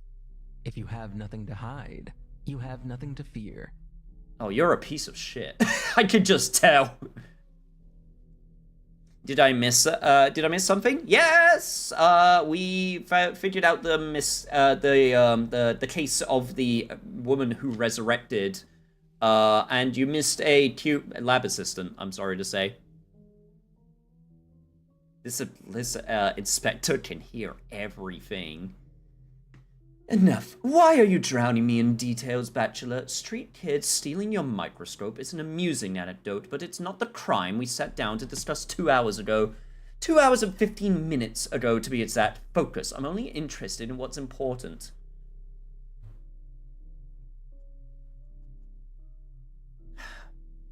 But you asked me what I was doing in the town. And you've recounted every step. What's next? How you chop carrots for soup or knocked mud off your shoes? When I asked for precision, I didn't mean an exhaustive recounting of your little fingers' every twitch. I just wanted to recount everything in order, beginning to end. The beginning doesn't interest me. My concern is the ending, the result, the finale. As for your backstory, your genesis, all of that is in the case file. Shall we review? The inspector even heard how you walked into those flamethrowers 3 times. And how my life is still so very, very low because of it. I'm familiar with my own biography. I propose you don't waste time on it. Let's see, where was it? Ah, yes, the ministerial inspection of your lab, Fanatica, began in early September. Your presence was required at all times. Instead, you dashed off across the country to a backwater town to bring back what might be described as... Yes, an immortal man. Let's set your fantasies aside for a moment. The important part is that you fled from the investigation, and his town had an outbreak of some fever the scientific community had no knowledge of. As luck would have it, you were the only medical professional on site. Accurate so far?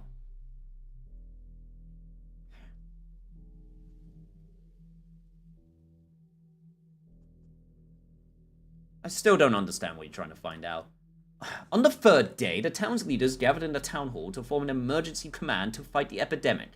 And what was Daniil Dankovsky, who was, I repeat, the only qualified specialist in town doing that day? What's that? Your lip is trembling. Did I unsettle you? My shame isn't your concern. You're right to feel ashamed. Instead of fulfilling your Hippocratic oath and leading the fight against the plague, you're engaged in what? Come on, don't look at the table. My eyes are up here.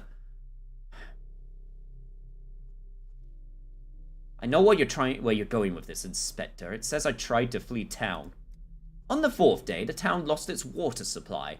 They required a hospital, but the one person who could set it up was doing... what was he doing? Tell me, Dankovsky. Where did you spend the 4th and 5th days? In a jail cell. That's what your papers say, right? Come to the evening of the 4th day, the doctor from the capital attempted to flee the dying town on a cargo train, like a rat. He was caught and jailed, and there he remained as the plague ravaged the town. I admit, I even find the act of reading about it repugnant. Damn, maybe I'm the asshole. Welcome back, Paul. We're really bouncing around the time period on this one, huh? Yes, we sure are. Inspector looks a bit like Harry Potter. It's the glasses, isn't it? Hairstyle definitely isn't the same. He inspects with them glasses. Daniil, an asshole? No. I won't lie, I considered escape. Escape, not flight. Fanatico was in the process of being destroyed back in the capital. You considered escape to avoid facing a painful truth. When I came to town, I found that Simon Kane, the immortal man whom I pinned all my hopes, was dead. Oh, hello, me. When I came to town, I found that Simon Kane, the immortal man whom I pinned all my hopes, was dead. He died under mysterious circumstances a few hours before my arrival. Who are you fooling? Immortals don't exist. From the beginning, you knew as well as I did that Simon Kane was a fiction. False hope to cling to.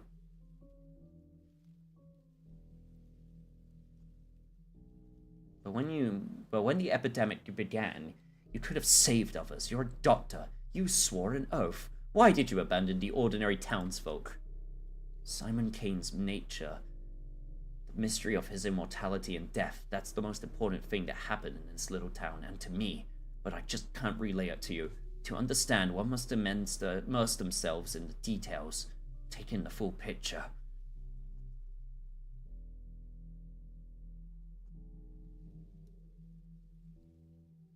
For the very best immersion, you tried to flee the town on the evening of the 4th day. No, you're not. You're twisting it. You're rewriting the past. Where did I lie exactly? Point it out. Where did I lie exactly?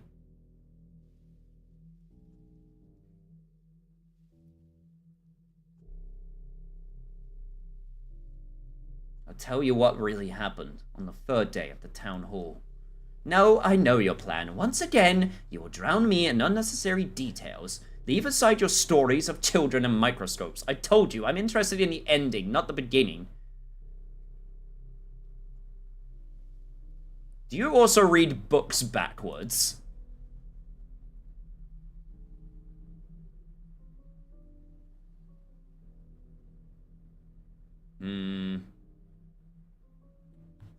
Bear witness, Elden Ring mention. Not quite. What kind of laws do they got in Russia? Yeah, it's not great. At least from personal accounts of people who have that I know that stop by stream sometimes to say hello. It's definitely it's not great still. You will recount everything in whatever order I tell you. On the 6th day, the plague destroyed a town, so if you would be so kind to explain to me, what were you doing on the 5th day? Were you really so indifferent to the plights of the people around you? Well, the town could have perished on the 6th day. I was there for 12. There's an error in your report. You disappoint me, Bachelor. I'll ask again. On the 5th day in town, what were you doing? The 5th day. Let me think.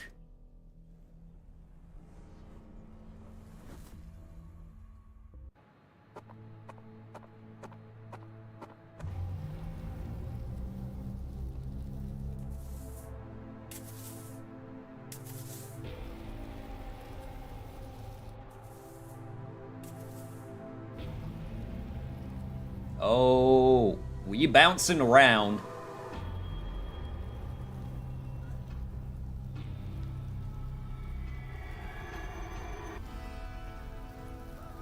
Hey, finally got our title drop.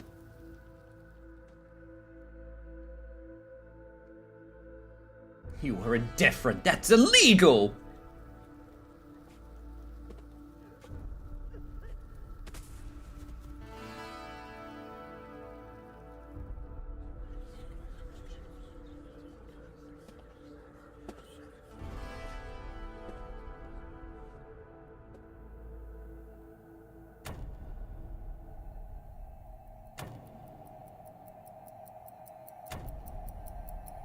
The second game didn't have cinematics like this, did it?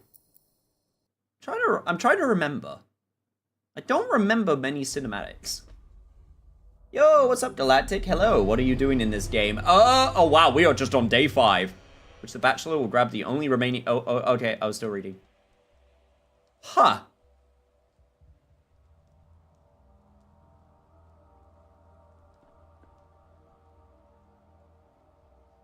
Curious. Not really? Okay.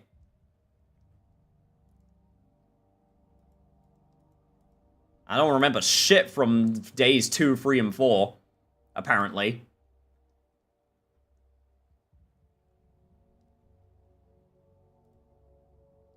The end of the beginning. I'm never leaving this place. They trapped me in this bloody town. Now I'm trapped in a jail cell. I don't... Can I pick up... Ah! I want to pick up the cup. I wanted to start banging. Riddle me this. What place has an entrance but no exit?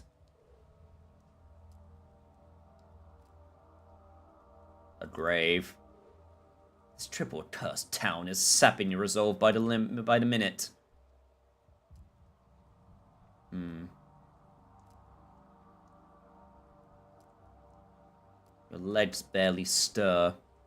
Will it always be like this?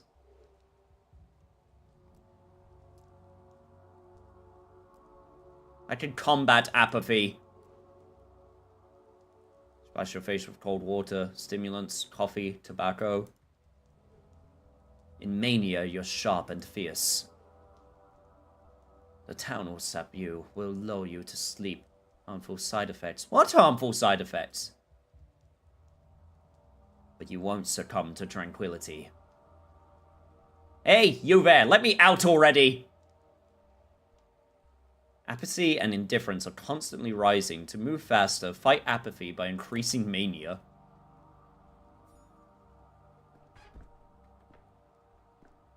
I don't think I have anything, and sadly.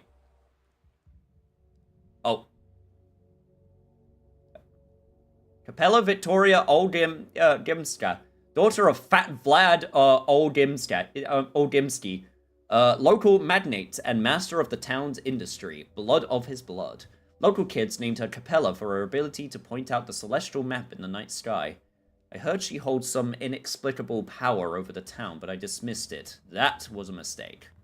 One day, I will grow real wings. Heavy, lifting wings. Oh yeah? Well, one day I will grow a little bit taller, hopefully. Just a little bit, though. Don't want to be too tall.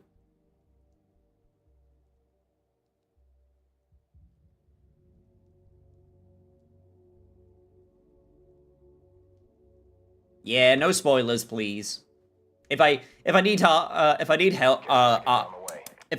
I will also ask for it. Out, living soul.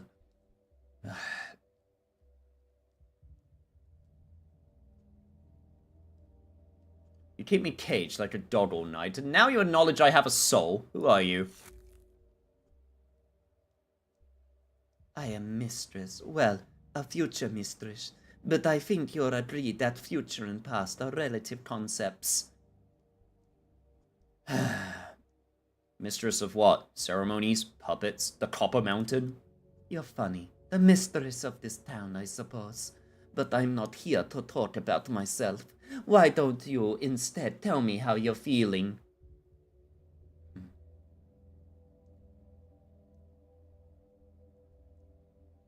You already slouch all the time. Why do you want to be taller?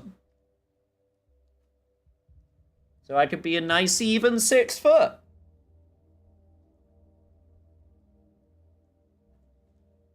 Because I'm a little bit shorter than 6 foot.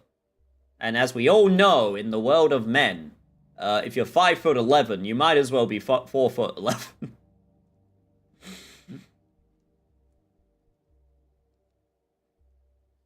More like shrimp slouch. Hey.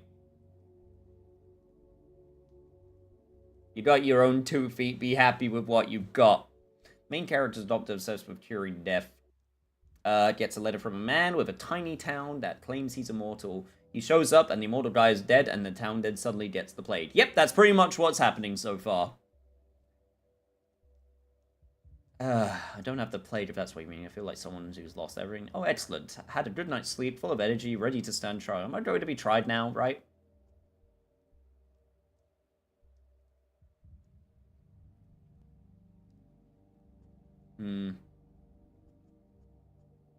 Yeah, I need sleep. Sleep's good. I had a dream like that the other day, that everyone in town was dead and I was alone.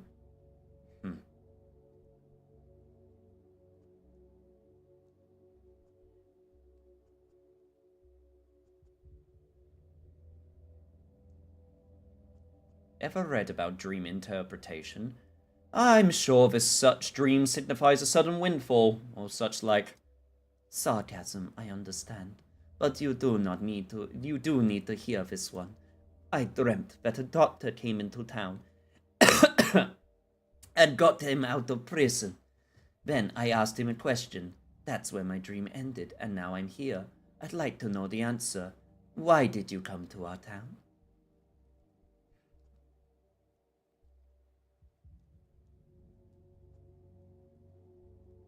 I researched the nature of death. I was told you have an immortal man among you, Simon Kane, but when I got here, he was dead. So, what are you going to do now?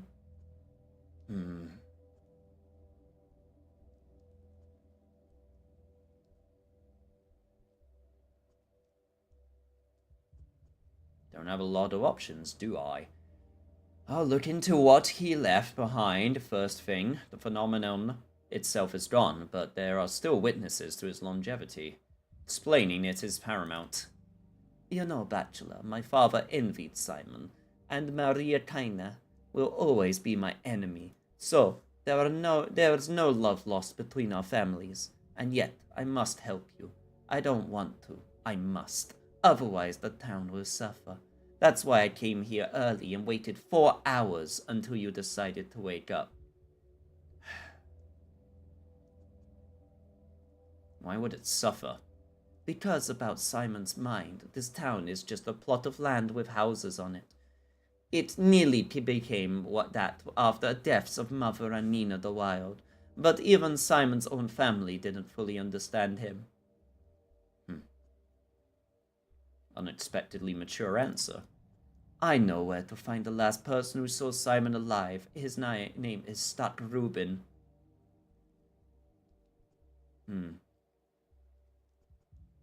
I've heard about him. He's a colleague of mine, one of few around here.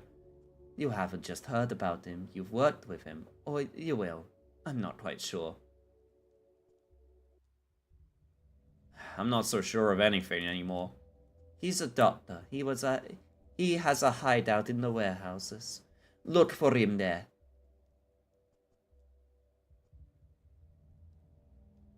How do you know where his hideout is? The way you say it doesn't sound like much of a secret. I'm not just a mistress. I'm Vlad Oldimsky's daughter. My father owns half the houses and very nearly all the people in town, and the warehouses, and the ground under this jail. Well, shall I go then? But you won't be able to go there right now. While I was waiting for you, something bad happened.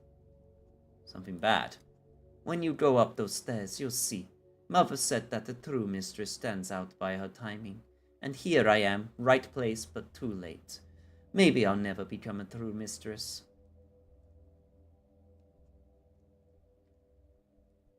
What's up there, anyway?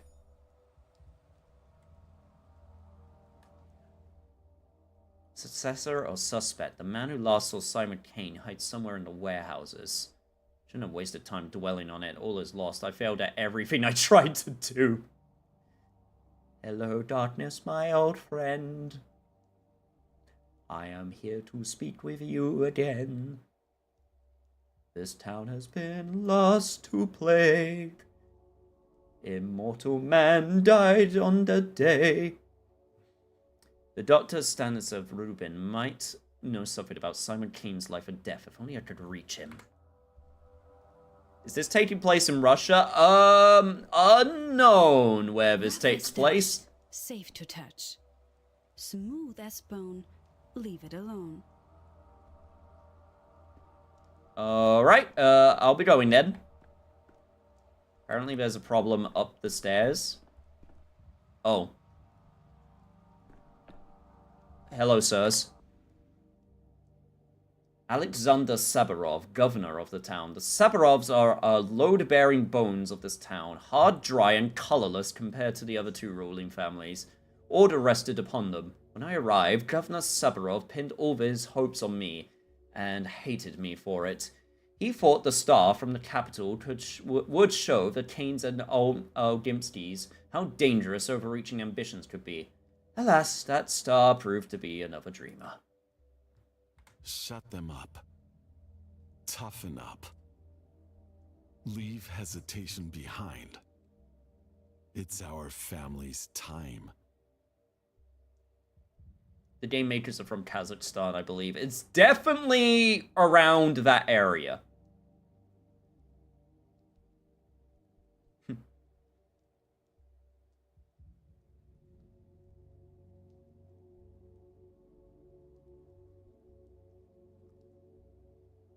The game is originally in Russian, yes. Dankovsky, before you asked, I allowed the girl in. She is old Gimsky's daughter, and she interceded on your behalf, but even if she hadn't, I wouldn't have kept you here. Thanks. What were you detained for? You know that perfectly well, Governor Saburov. Why do you ask? You committed the most heinous crime a doctor can commit. You tried to abandon your patients, to flee the town and save your sorry hide.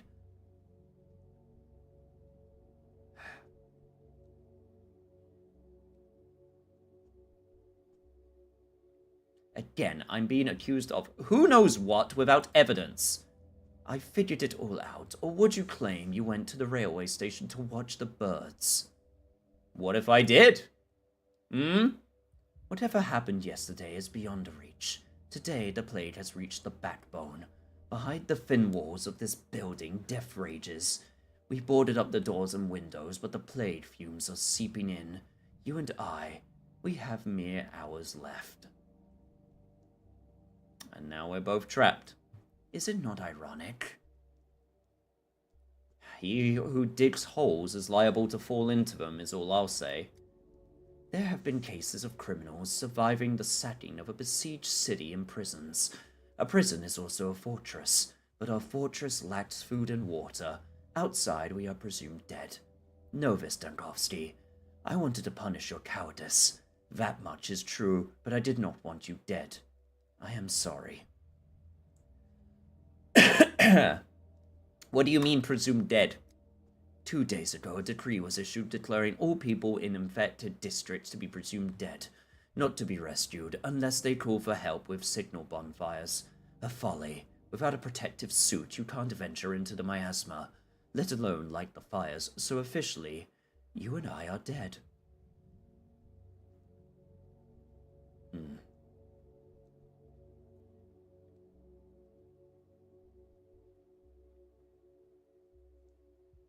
To get help, we need to light bonfires. We should organize a sortie. The miasma already seeps into the rooms of the town hall, and you want me to open the front door? No, our only chance is to barricade ourselves in and pray for a miracle. I have a device, a prototype. It disperses miasma. With it, I could go through the infected district. A device? Yes, the one you confiscated, along with all my belongings, including medicine, by the way. No, your gadgets from the capital are just as unreliable as you.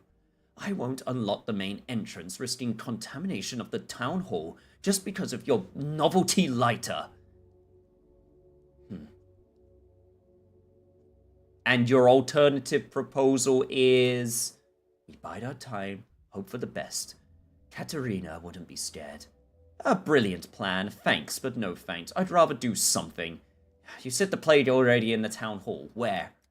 The far room, we've locked it already. Give me the prototype back, I'll clear the contamination in the far room and prove to you the device works. Fine. Your device should be in the main hall, confiscated items are also there. On the counter, no one has disturbed them. Take them. After that, they'll unlock the far room for you, but if you fail to clear the miasma there, you won't be let out. Another day at the office for a doctor in crisis. Oh, I see you've gone out as well. It's very this game is originally Russian. It's very dialogue heavy. Oh, yes! No, this game is definitely very... It's not just point-and-click adventure, but it is very, very dialogue and character-driven. Alright, what we got going on here? Common patrolman grabbed me and threw me in the bars. I'll get out of here yet. Damnation, the car is filled with plague corpses. It's a trap. Out! Out! I can already see the train on the tracks already to depart. Bad grief didn't cheat me.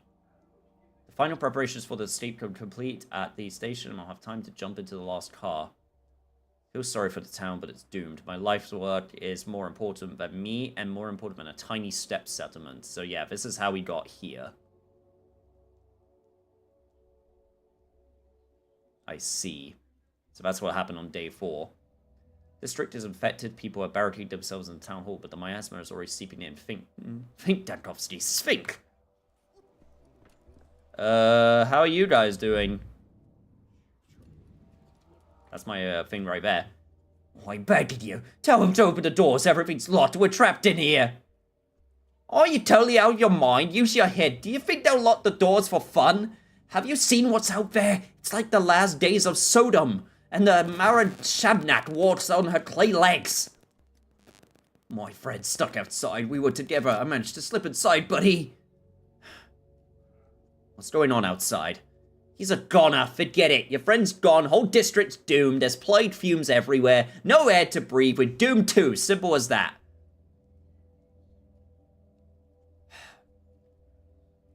Quit spreading panic. Explain what's going on calmly, if you please. Where have you been these last few days? Under a rock? Well, in a jail cell, actually.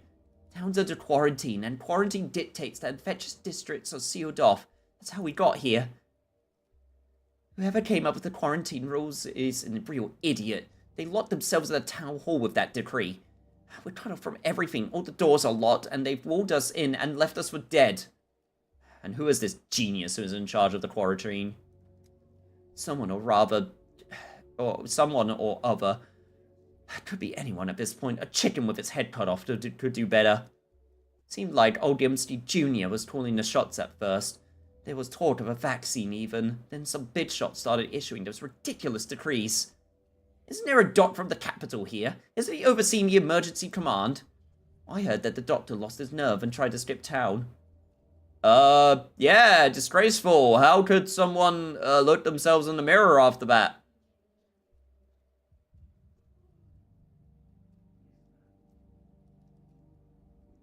He said there was a vaccine. Doesn't look like, judging by the view outside. It's because of that doctor. The big sedi rat only cared about himself. As soon as there was a whiff of plague, he hit the road. I feel sorry for him. I understand the fear. I'd run too if I could, but it's too late now. I only regret one thing. Who's going to water Miss Zoya now? Who's Miss Zoya? My poppy plant. My beauty. She just started blooming. Bright red flowers. Oh, so pretty. Now she'll wither, my poor child. Whole town's on the brink of death and you're worried about a potted plant. I feel bad for everyone, but so what? Is it Miss Zoya's fault? I should have watered her when I went outside today. If I don't make it out alive, promise me you'll look after her for me, okay? She needs watering every day, just a little, but it has to be done. Fine, yes, I promise. Damn, I hope I haven't committed to anything. What about you? Oh, murderer's brother! You, or you're the head of this place. Could you sign this paper for me, please? The death certificate, I mean. You must have mistaken me for someone else. I am many things in this place, but certainly not its head. My brother's dead. Bad man he was. Wicked man. Still, he was family. Now I'm fussing about collecting all the papers. It's the 5th day now that I can get a death certificate. Silly, really. The man's no more, but the paper... Please, just make sure you have the paper. My condolences for your loss. The plague spares no one. I wish it was the plague. Killed himself in a way. 5 days ago, he tried to take a knife to the younger Burak at the station. He thought Burak had killed his father. It was all just rubbish. They declared Burak's name now.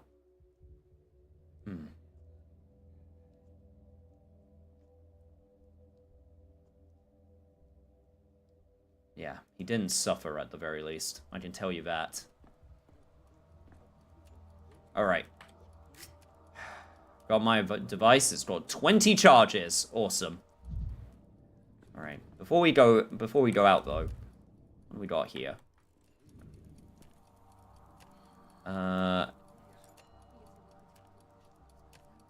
Cool. Bunch of stuff that I can take. Might as well take it at this point. That was the locked door where the stuff is from. Some people get trapped. Others happily trap themselves. Doors, windows, and brains all boarded off.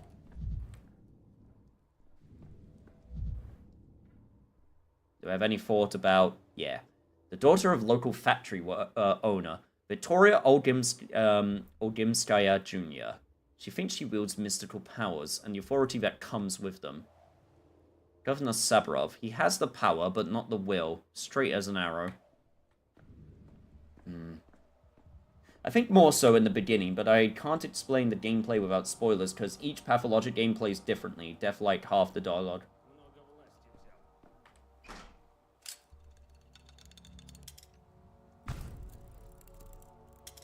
Alright. Clearing the miasma.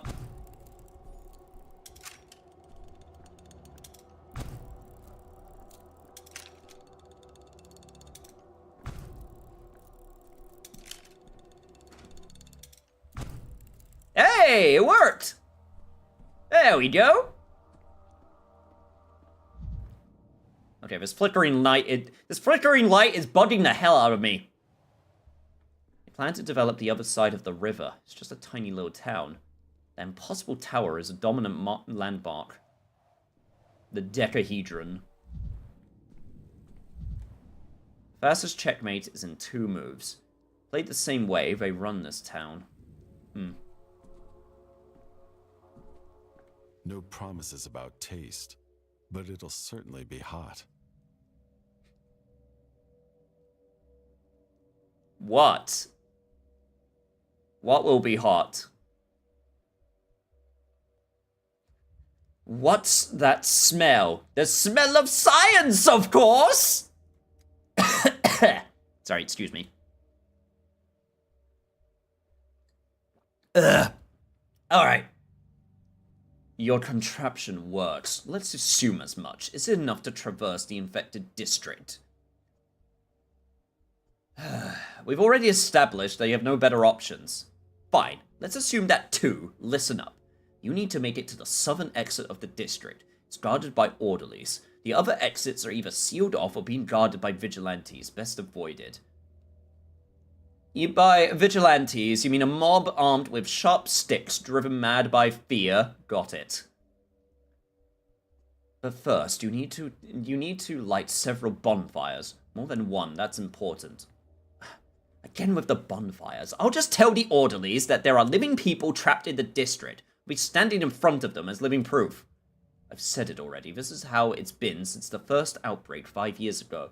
There are fires burning in an area, that means there's survivors. Still able-bodied and healthy. Only those are worth saving. We were ordered not to bother with small pockets of doomed people. But you're suggesting I light all these bonfires by myself to deceive your own system. It's not my system. We issued the decree in haste and panic. If I survive, I will overturn it. In other words, you thought you were always going to be on the other side of your cruel decree. And now that made me apathetic. Good job, man. My apathy is rising. Oh, cool. I could use some marbles to keep myself entertained at the very least.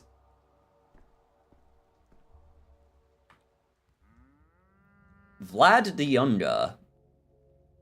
Vladislav Olgimsky, son of Vladislav Olgimsky, the factory owner. Heir to one of the 3 ruling families, one could imagine the autonomy he enjoyed living under his father's shadow. He thought his father's power could be gently modernized through reform. He kept up with contemporary thinkers, put his faith in progress, and as his reward, the dirtiest of tasks fell to him. They call the abattoir a longa. That word means 4, doesn't it? Indeed. What options does the town have when there's no vaccine or cure? When there's neither a hospital nor doctors? Isolation and quarantine are our only tools to slow the plague's spread. Well, hold on. Are you the one who issued the decree to not rescue people from infected districts? Everyone is saying I acted as Isidore Borak did 5 years ago. They can think what they want, but they remembering it wrong. My measures were not so harsh. Is it Isidore or Isidore? I'm gonna say Isidore. Isidore Borak. Borak sealed off the plague district with no chance of escape. I, at least, told the orderlies to keep an eye out for bonfires, to give those trapped behind the cordons of a chance. I understand the logic behind it, but why? But the measures should be granular, not district-wide. And why bonfires? What do they guarantee? An infected man could light one as well. It's a primeval belief, one might say. She can't tolerate fire. She's either afraid of it or in contrast drawn to it like a moth. I found this symbolic. Please keep in mind, our orderlies are simple folk. They need a convincing omen to compel them into the plague fumes. Convincing them, not you or I. She can't tolerate fire. You mean the plague? The sarcasm is unwarranted. The plague feels alive even to me sometimes, let alone the orderlies. If you'd spent any time with us, you would understand. And I was just beginning to respect you. Be that as it may, by the third day, we realized the scale of the catastrophe. The town needed saving, and I was ready to propose concrete measures. And here we are. I will soon pay with my life for my actions.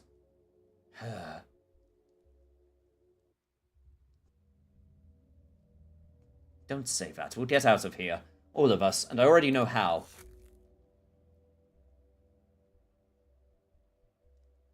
I will soon pay for my life for my actions, as will you for your inaction.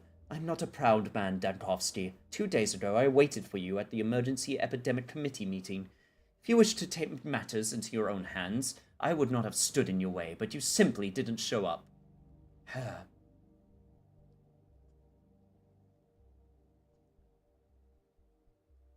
You're right. I have no retort for that.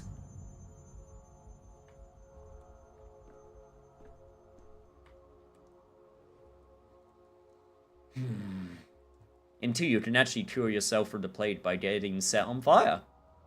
The more you know. I would recommend trying that in real life if you get infected, chat. Foolish, short-sighted decrees. I'm just inexperienced at the point criminal legends. If I held the power in this town, I would have wielded it more wisely. Big things to say. Oh.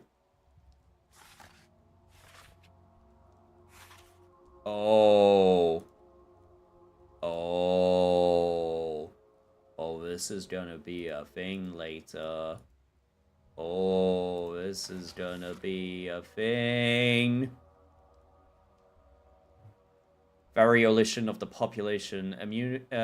Immunize townspeople with Olgimski's new remedy to combat the sand pest. 30 orderlies, minus 600, plus 200 contagion. I see.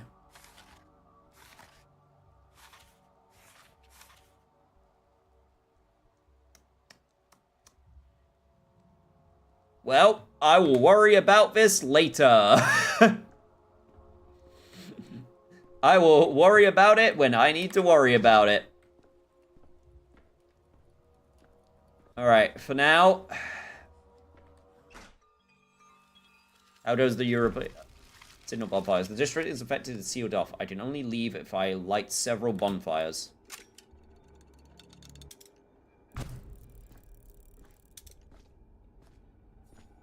To start fires, you need matches in hand. Whew.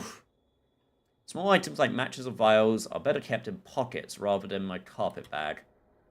Best to store consumables here for each pocket. I can quickly use items. Ooh. Oh, hey Otto! How goes standard European place? Well, it's not Europe, it's more Russia, but still.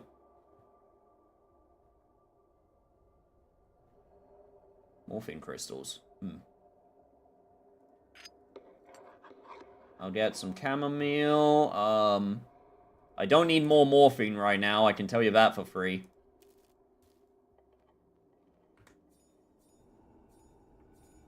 Right.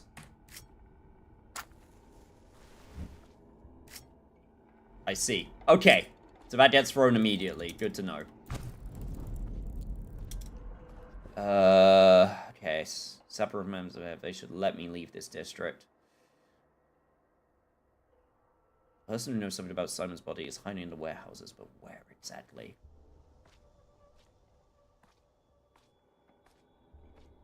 I'm still not entirely sure. Ah, there it is. Okay, okay, okay. I can see it. I can see the plate now. I see it.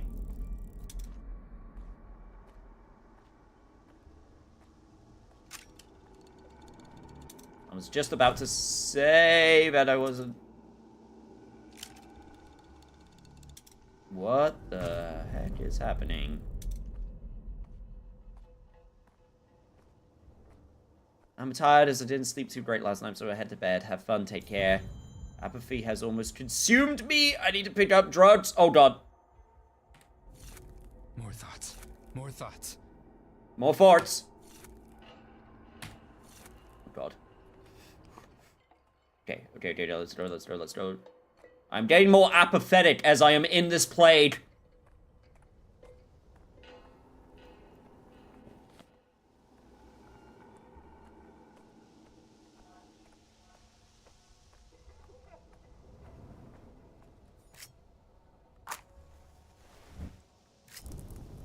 Aha! Need to light more bonfires. About 4? Oh god.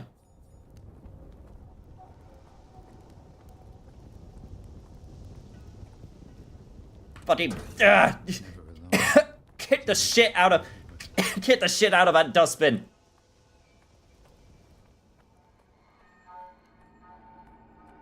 Okay, bonfires, bonfires, bonfires, bonfires. There's some plague there.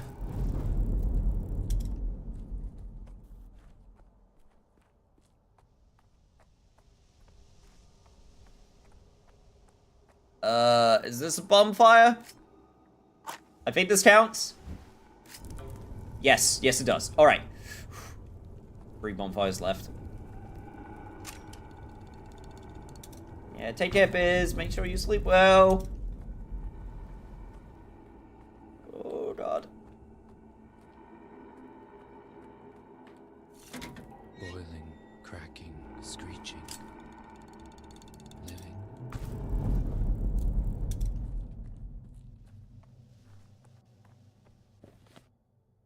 Right, if I was another bonfire, where would I be? Don't think they're marked in this area, which means... Other than the first one. Or at least know what they look like.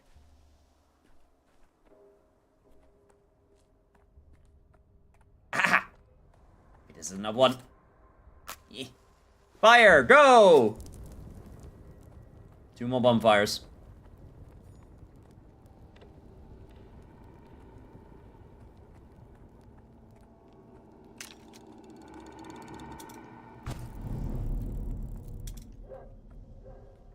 Yes, this device is just called the prototype. And it hopefully keeps the plague at bay. Keyword being hope. One more bonfire and I can go back to the orderlies. Fucking... Oh shit, I didn't mean to press that. Nope! Don't mind me, just wasting matches. Right, there's supposedly another bonfire probably around here somewhere. I got 4 blasts left. I need to be careful. Bonfire! Bonfire! Where are you?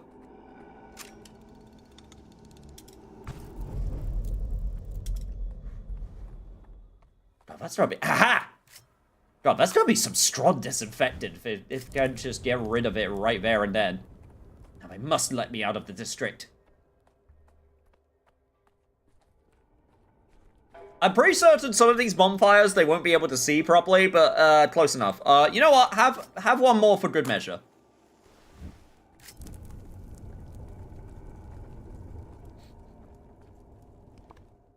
Right, the orderlies should be at the front.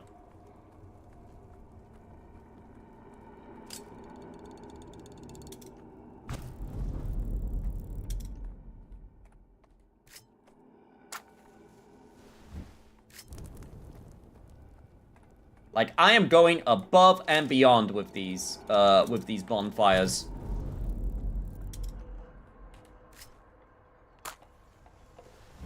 They gotta let me out. There we go. Let's go, let's go, let's go. Should be right around here.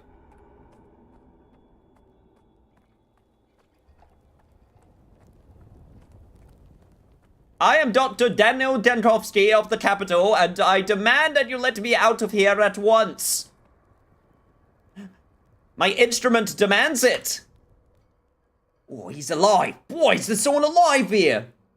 Not the first time people are surprised to see me, but Bachelor Dankovsky doesn't die so easily. I don't know why I'm sounding like a villain now. And who are you?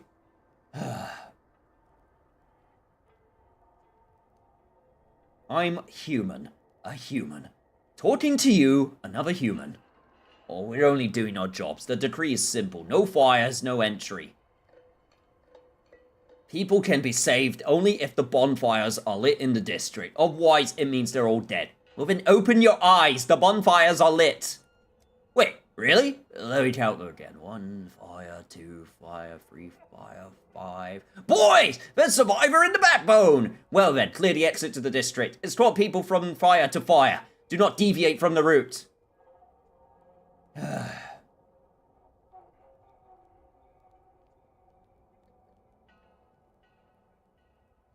Hurry, and one more thing. At least wrap a rag around your face so you don't breathe in the miasma. Indeed, we'll need some kind of protection for the orderlies.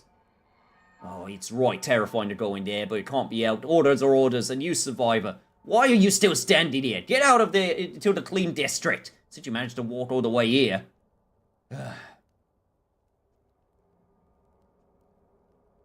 And good luck to you in there. Tell the governor that I won our bet. The people in the town hall have a chance. Ergo, so does the town.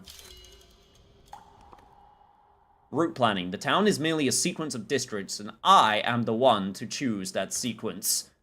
I can choose a careful route step by step, avoiding dangerous districts. Or press space to walk directly to my target. No need to rush. If I change my mind, I can always undo my last move or start over. What? What does that mean?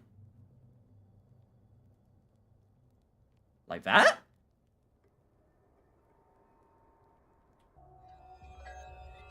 Ah.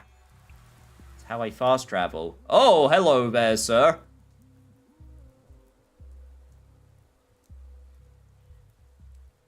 I wonder how far away from a good path we are the first time around. Canon Dankovsky voice now. He just gets a little bit evil. Well, I'm starting to think I have another voice in my head. That is something to do with me picking these options, because there's been, I don't know, there's been some potential clues to that. Hey, Sawbones, that you? You the big city Sawbones? A doc, I should say. Yes. Don't you fret, I'm not interested in your jingle jangle. Not worth the hassle. Just tell me straight, Doc. Am I played? If only old gentlemen who look like you do sorts medical advice instead of my wallet. I'm serious and scared. Is it okay to admit fear to a Sawbones, doctor? Ever since I found out my Kulan had died, I've been scared out of my wits. It claimed her in 5 hours, and she was young and strong. Are you talking about your wife or your daughter? How did I marry her when she's of the kin? Or was, anyway. She left them, but was torn between the town and the steppe. I thought maybe if I quarreled with her on purpose, she'd return to her kind, wouldn't suffer her fate no more. It's too late for that now. My condolences. Poor thing, such a shame. I don't want to die, though. Give it to me straight, Doc. Will I follow Kulan soon? Should I prefer bread and milk, or can it pass me by? So you suspect your lover might have infected you. It's not impossible. When did you last see her? The day before yesterday. In the morning. When did she die? Yesterday. I know very little of the plague yet, but it's clear from its dynamics that one can't survive the infection for more than a day. If you were infected, you wouldn't be here. Are you sure? I don't know. It's just a hypothesis. Oh, you've done me a service. Poor Kulan's suffering ended just yesterday. She came to me even earlier than that. Your math checks out. Doctor. Sorry, I should address you with respect. According to your count, I couldn't have caught it from here.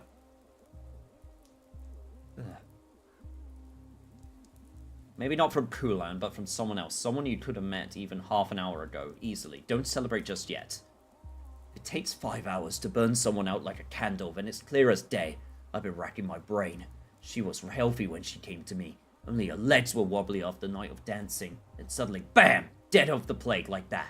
Shows you how death sneaks up on you. Wicked like cut purse in the alley. Any death is wicked. That mortality is embedded into human nature itself is even more wicked. Such loud words of yours, they ring here in this backwater. It's like an alarm bell or artillery. Oh, they don't fit the scenery like you. Can I help you with something, Doc? You look like lost as a newborn babe. Lost, am I? Maybe you can help. I'm looking for a doctor named Ruben. Well, if I knew where he was, I'd have gone to him with my plague question. He saw the last outbreak and was Burka's, Isidore's apprentice. But he's gone, vanished, as if the earth swallowed him. But he might be here in the warehouses, I'll be damned. That's what I was told, alas without an exact address. Tough luck. I'd love to repay you, but I can't. Don't know where Ruben went. Ask the little ones, the kids, if you run into some. They've scoured every corner of this place. They don't miss a thing. If Ruben was here, they'd have seen him. Thank you, and take care of yourself. You dodged infection once. Next time, maybe you won't be so lucky. High mania speeds up the world, and it's detrimental to health. As at excessive doses, guiding clues begin to appear before my eyes.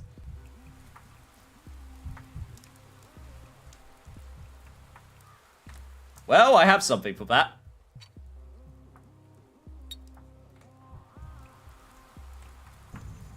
There we go. And now I am better. Alright, let me try and find these, the entrance to this warehouse.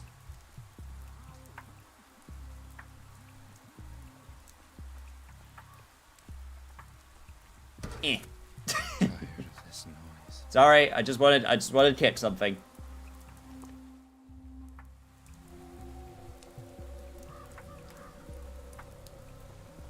Okay, so that one's locked, so that one might be the one that I need to go into, but like a different entrance. Too high-strung. Do you mean the capital of this country? The only place I've heard of so far is that has a morgue is Paris. Not entirely sure. Wait. So somewhere around here.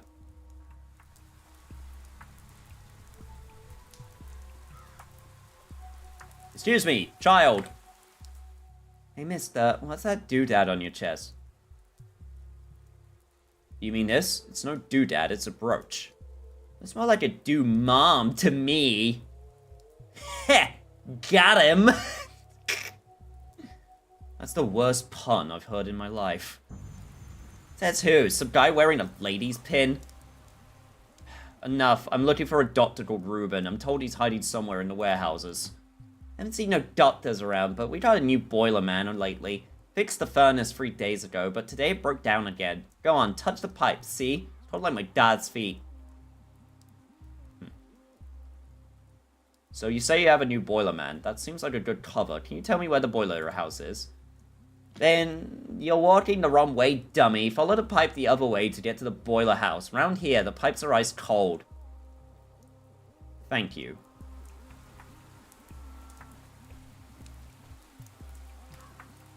Ha! I see. Follow the pipe. Oh.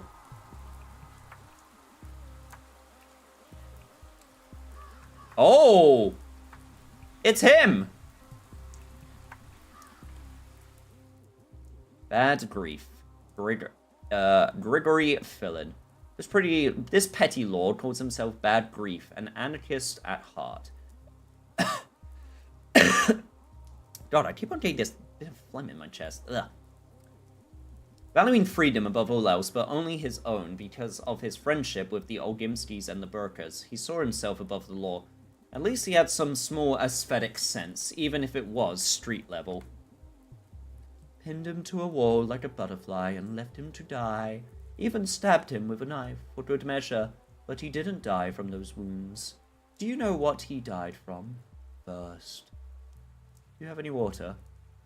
What are you doing here, actor? I am no actor. I neither feel nor act. Call me a shadow, a remainder of a person, a trace and echo, a glove left behind at someone's house. A useless thing, really. Who needs a lone glove? But it is proof that someone once was here to lose it.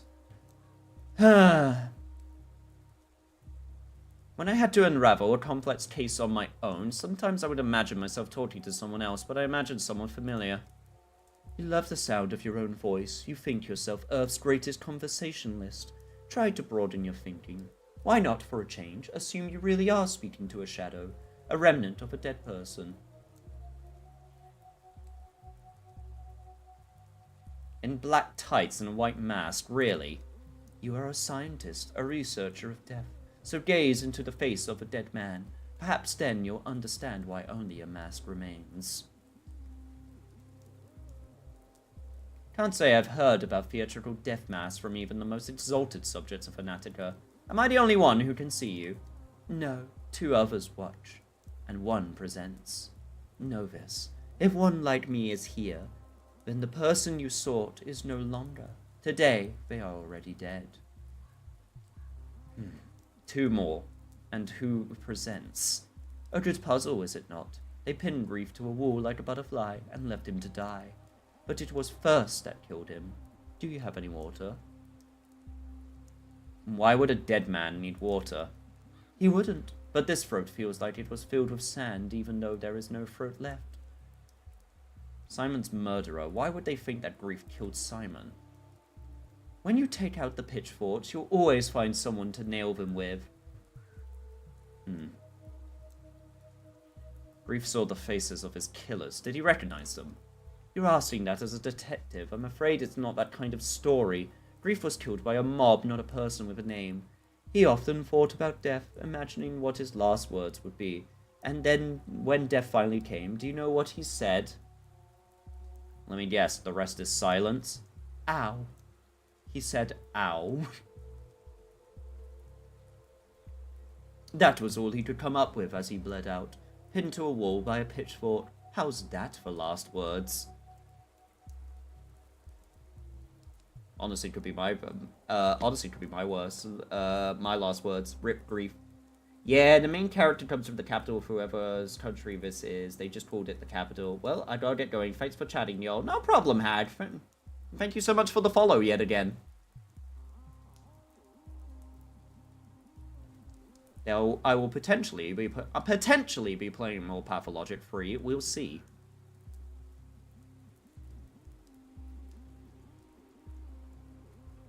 Well, I had a patient drop his quill, lean to grab it, cough, and die. His last words, blasted. Another said, wish I had champagne.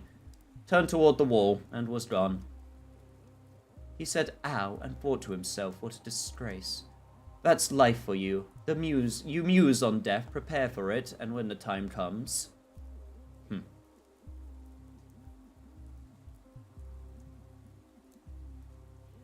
I could spread rumors about his incredible wit at death's door myself, but to do that, I need to know when he died.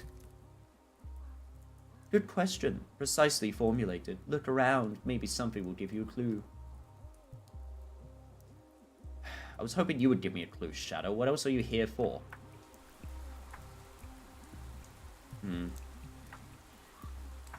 Alas, poor Grief, I knew him well. A smuggler, not a murderer. He didn't deserve this. He did deserve this? I don't know what that says.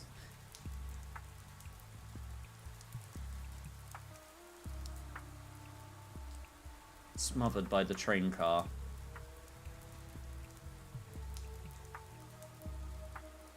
The brief was crucified for a different crime.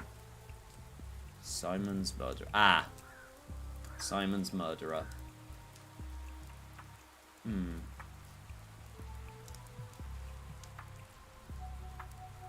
You could have killed Simon.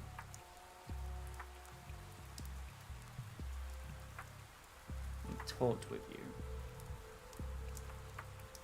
But I survived.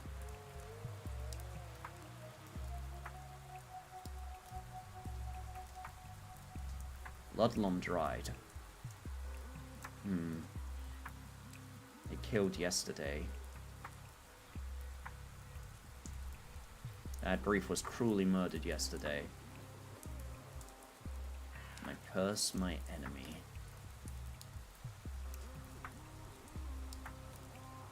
If only I didn't try to flee yesterday. I wouldn't have ended up in an infected jail today.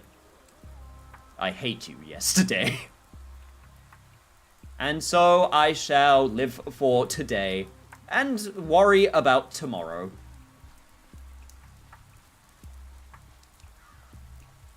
I don't know the Russian word for murderer, but I can kind of decipher the name Simon. The town doesn't have a name either.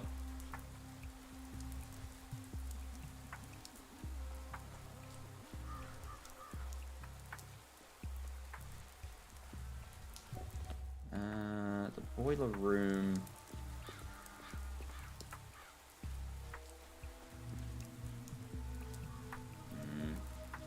It's not over here. I tried following the pipes.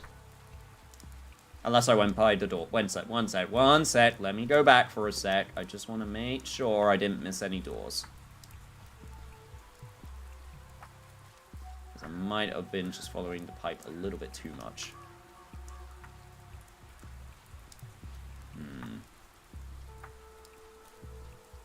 Aha! There's a pipe this way. There we go.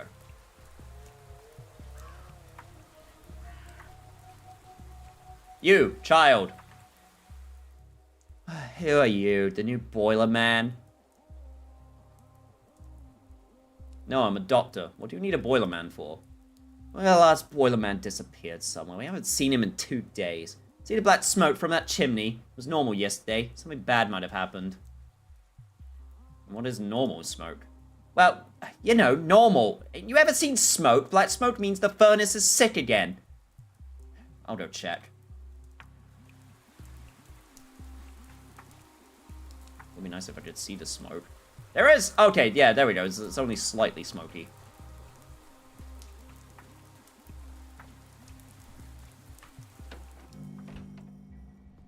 Ah! I recognize this room.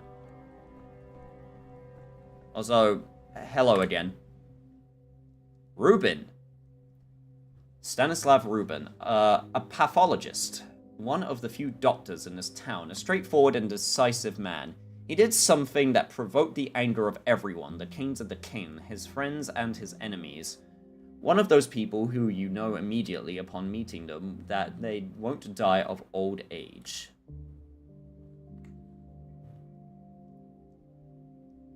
Yo, what's up, Cryo? This is definitely not what he looked like when it was shown to be. There's medicine left in the cabinet, drugs saved for a rainy day, carefully rationed. You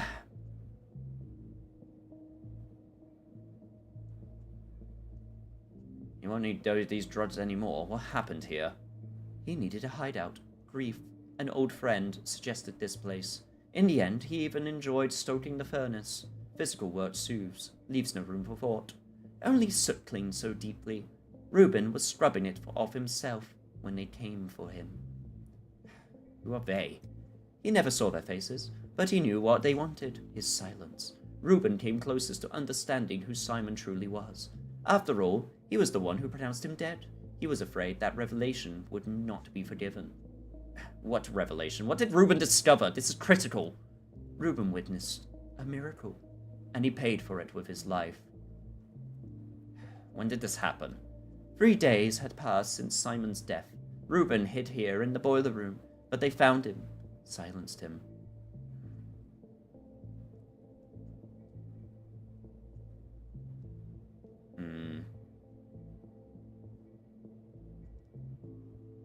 It's high time I spoke to the person who invited me to this town, Isidore Barak.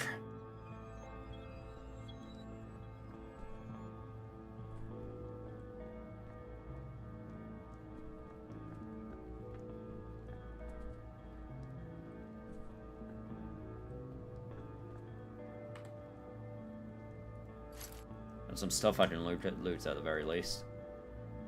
Also, I don't see no Reuben. Guess he's just supposed to be disappeared.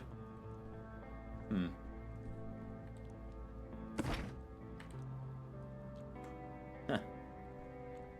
Stuff I could that I could put in the clock. Alright, let's get out of here. So, Simon's younger brother, Victor Kane, lives here. And then also Georgie Kane. And then Isidore Barak, a colleague of mine. The best doctor in town summoned me here with a letter that promised something.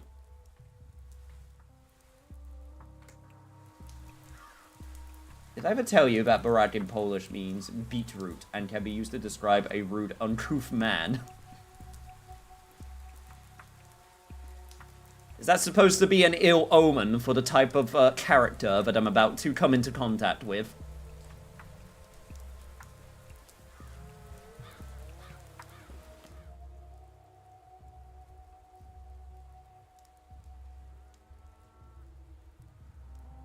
Right, so now I need to head out of town. Like down here and then to the right. I must know a lot of Baraks. It was quiet in the night. Well, the cows seem to be doing okay. At the very least, these ones are.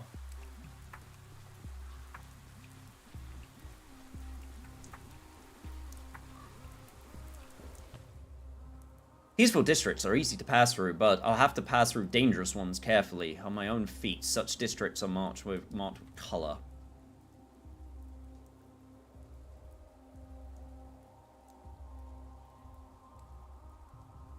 Okay, so I gotta go into the affected. Travel time 8 minutes. All right.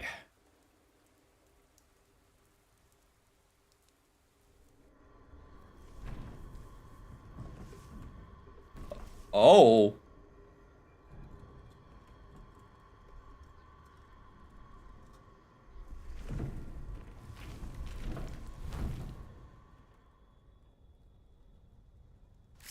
Oh! Why, hello there! The Changeling. A strange little ragamuffin with hypnotic eyes. Simpletons claim she can heal with a laying on of hands. They also say that she's a Shabnak's sister and a harbinger of death. The vicissitudes of fame. I saw Clara in the remote places no one else could reach, and at times it was as if she were in 2 places at once. Some vast presence lurks in her shadow. Who is she? Look who it is, Shabnak. People lie all the time. They're frightened of sincerity. It's like going outside naked. Honestly, considering the world nowadays, I know where she's coming from. Also, give me a sec. Sorry, I'm gonna eat a biscuit. I wish to eat food. New Clara voice jump scare.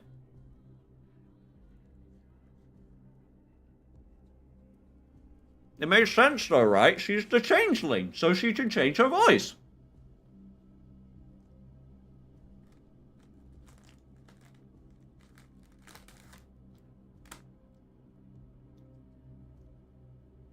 Man, it still feels like...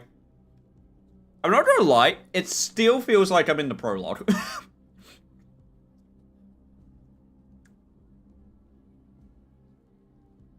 Or not the prologue, but definitely, like, the game hasn't opened up yet.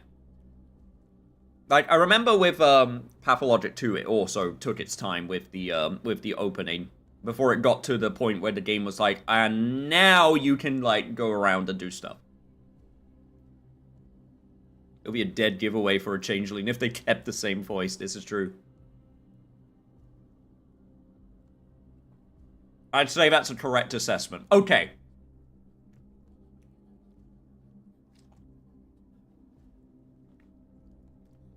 It definitely feels it.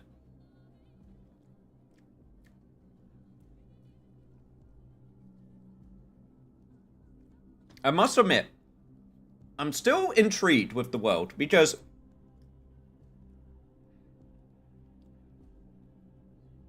so, without spoiling anything, I know what happens in Pathologic 1.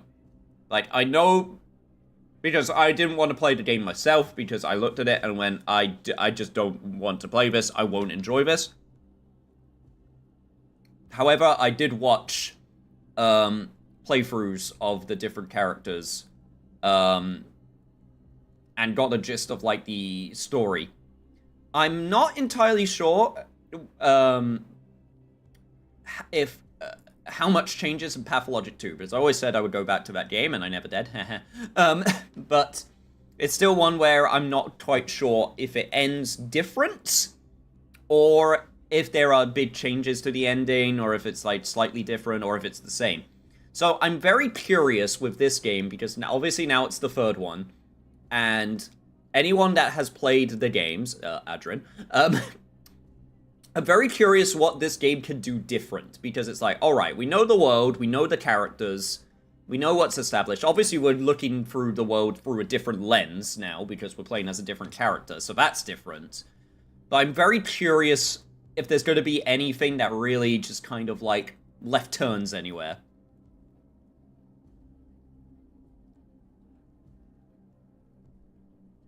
Stop. Look into my eyes. Don't move. Don't even turn your head.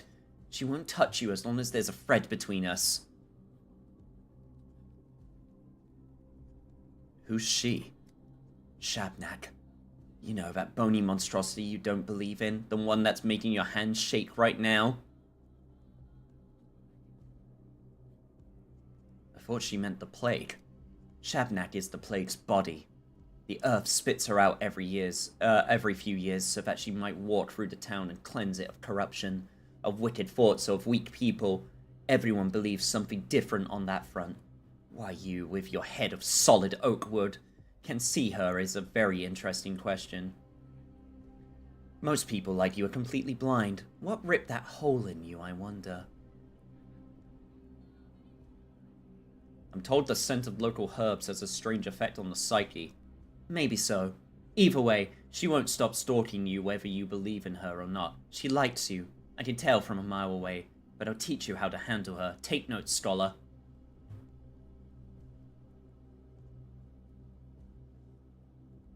I had a notebook on me. I'd have gotten it out already, if only to emphasize how absurd this entire situation is. Rule number 1. You're no adversary for her.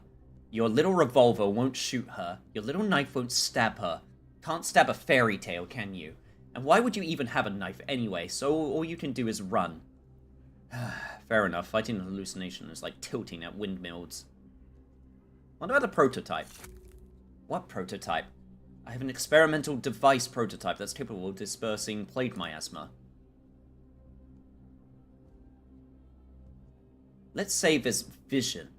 Let's say it's, manifests as some kind of especially dense cloud of sandpest. If I shoot at it, I'll dissipate it, which means the prototype can kill the Shabnak.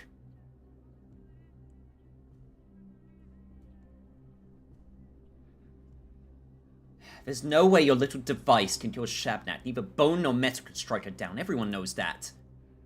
Well, how about compressed air and atomized particles of bio and belladonna? Do your myths say anything about pneumatic weapons? Thought not. They say a sigh from the boss Turok can stop her for a short while. When he sighs, she walks on tiptoe, careful not to wake him. If you exhale the right way, it will probably slow her down. Shots from the prototype dispelled the fog and all those dangerous world clouds and traps. If your so-called Shabnat truly is plagued, she'll be affected as well. You believe that the inventions of your science can defeat the ancient truth of the steppe? Well then, scholar, give it a try. It'll be interesting to see. Now here's rule 2. She both loves and hates fire. She can't pass a bonfire without wanting to love and destroy it, so like bonfires, they'll slow her down. They spoke to me about bonfires a good deal at the town hall as well. Rule 3. She's drawn to people who aren't hollow. You may be close-minded and spiteful, but she still senses something in you. There's something you carry inside yourself, some spark. In other words, there's no way she's going to forget about you. Once she's close, she'll never stop chasing you.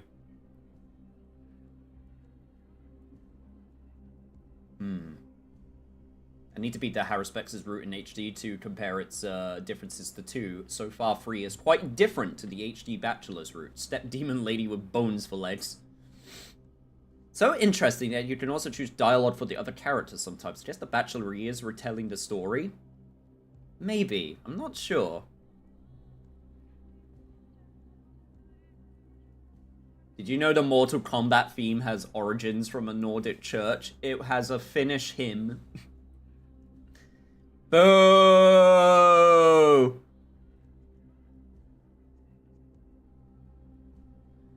Crafty, the way you weave compliments and insults together. This one's so simple that I'm not even going to give it a number. If she catches you, she'll devour you. You might find a way to wriggle out of her embrace the first time, but definitely not the second. No argument from me. Lingering beside a thick cloud of miasma must be deadly. And finally, you're not going to believe me. She eats away at most people's bodies, dries their skin, chews up their immune system. But you're not as easy to get to, like someone's watching you from above. Protecting you maybe? I don't know. What, from atop your polyhedron? It's stunningly tall. I don't know. Well, yes, I do know, but I don't understand. Feel free to disbelieve me, it doesn't matter. Just keep in mind that you won't get infected in a plague district like others do. Instead, you'll go insane, waste all your time, and then she'll eat you. And that's how it will happen. You have a point. Just being in the plague district feels like having a maelstrom raging inside my head. She thinks she's my sister, and I think she's a monster made out of bones. My hatred for her is stronger than all of yours combined. Be bold, Bachelor. There's no shame in running from her. Maybe you'll get something done after all in the end. Thank you, girl. This has been a very strange conversation. The prototype can slow her down. Bonfires can slow her down. She cannot be stopped. Beware.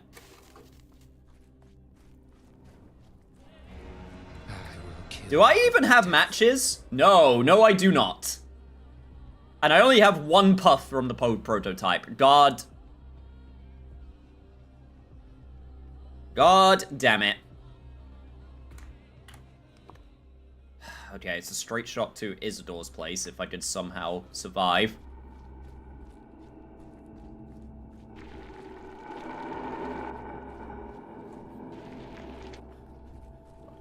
Oh god. Yes, a little bit of mania doesn't hurt anyone.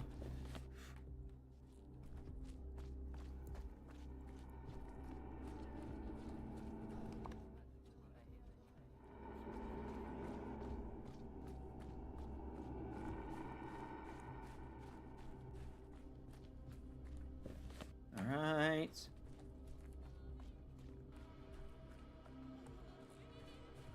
Okay, so it should be right here, right? This building? Let's go. Woo! Alright. How's my mind map doing? Oh, it's very full. Yeah, Ruben's dead. Local doctor. Dead end. Peculiar signs. Maria Kiner, Simon's niece. And that's right here. Alright. Let's see what we got. There she is. Daughter of Victor and Nina. Eldest daughter of the Canes, Simon's niece. Her mother was a mistress, a woman said to wield mystical powers. Maria believed she was meant to walk the same path. She was followed everywhere by her signs, young people who claimed to have aligned their fates with the constellations and mastered destiny itself. Her every gesture burned with untamed fire. What? Hang on, give me a sec.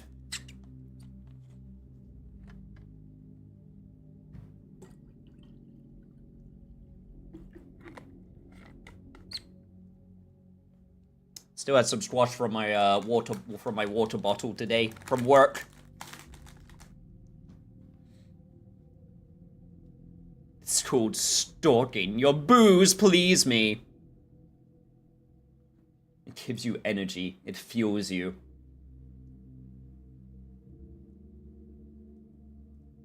Also, sorry, give me a sec. I'm having another digestive. I'm having McVitie's chocolate digestives for anyone curious right now. They are very tasty.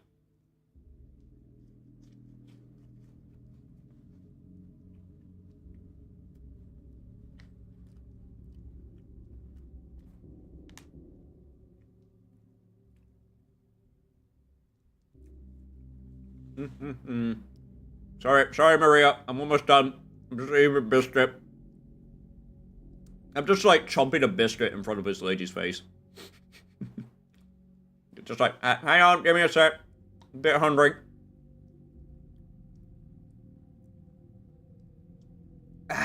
Alright, I'm good. I can't hear you. Speak my language. Don't pretend you don't know it.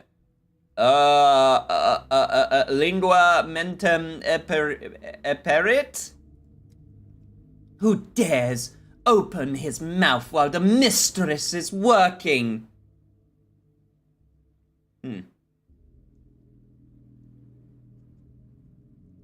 Daniil Dankovsky, Bachelor of Medicine, at your service. And Daniil, no need to mock me. I haven't somehow forgotten you after 5 days. One does not forget the likes of you. I was just focused on the dialogue. The unexpectedness of your voice caught me off guard, that's all. And Daniil? It's an honorific, a sign of respect. Don't test my patience. Alright, I've interrupted you. You were in the middle of a conversation with whom? Oh, the house, of course. But the hindquarters were not built by us, the Keens. And this house is one of the oldest ones out there. It doesn't understand me, or rather, it pretends it doesn't. I hate hypocrites. What a bastard. Hey you, inanimate matter, answer at once. It's only inanimate for you.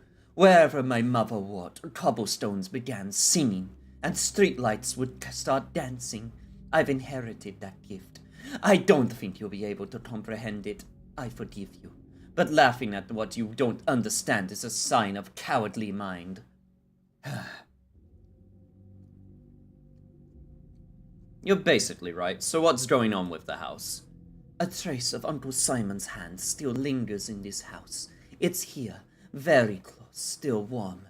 I can feel it. But the door's locked and broken. The house will give me nothing freely. Tell me more, whatever you can. I don't know. Uncle was a very close friend of Isidore Borak, or a rival. True friendship is indistinguishable from rivalry, and I can feel his life still smoldering in this house, in some object or a living memory. Perhaps he's even there himself.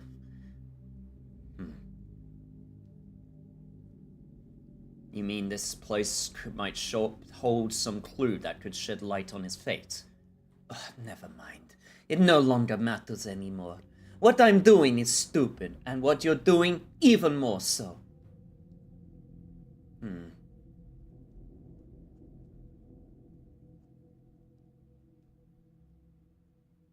You're investigating in your own way. That isn't stupid. That's not my point, and Daniil. There are traces of Uncle Simon in this house and the whole town, in the polyhedron, in the people, even in the street layouts. Great people don't die, they just scatter into myriad reflections. But we, his poor descendants, won't even ever be able to put them back, because tomorrow shall not come. The The people locked in the town hall thought so too, but we've broken out. We'll be suffocated by walls of reeking bodies. Shapnak will devour our tomorrow. When you sleep tonight, the apnea demon will descend upon you, and you'll lie there frozen, staring at the ceiling forever. I don't know. Oh, I don't know. I had a dream. I've seen every calendar in town stop at number 5. Tomorrow shall not come. It shall not come. Shapnak. This will be a surprising confession, but as I was approaching this house, I think I saw her. Some sort of monster very close. You've seen a Shapnak. You and Daniel. A woman or a monster. Didn't get a good look. Hard to see anything in this plague-ridden hell.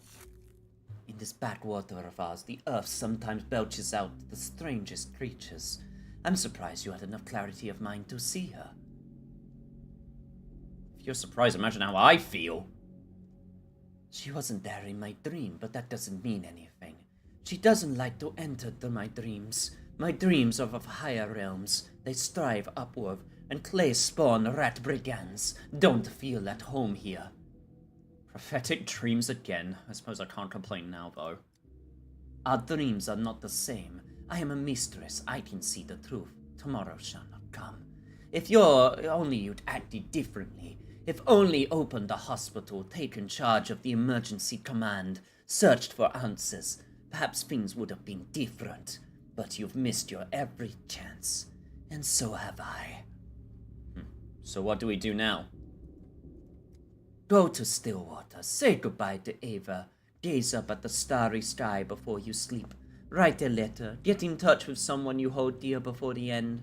I hope to say goodbye to Uncle Simon.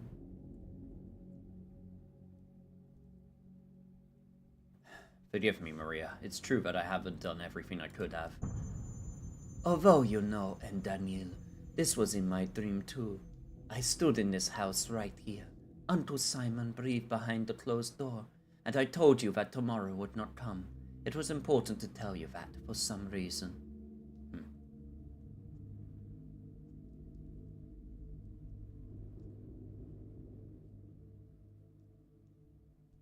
I can't shake the feeling that there's still some chance, some opportunity I overlooked. I must find it. And me being hopeful has made me manic, apparently.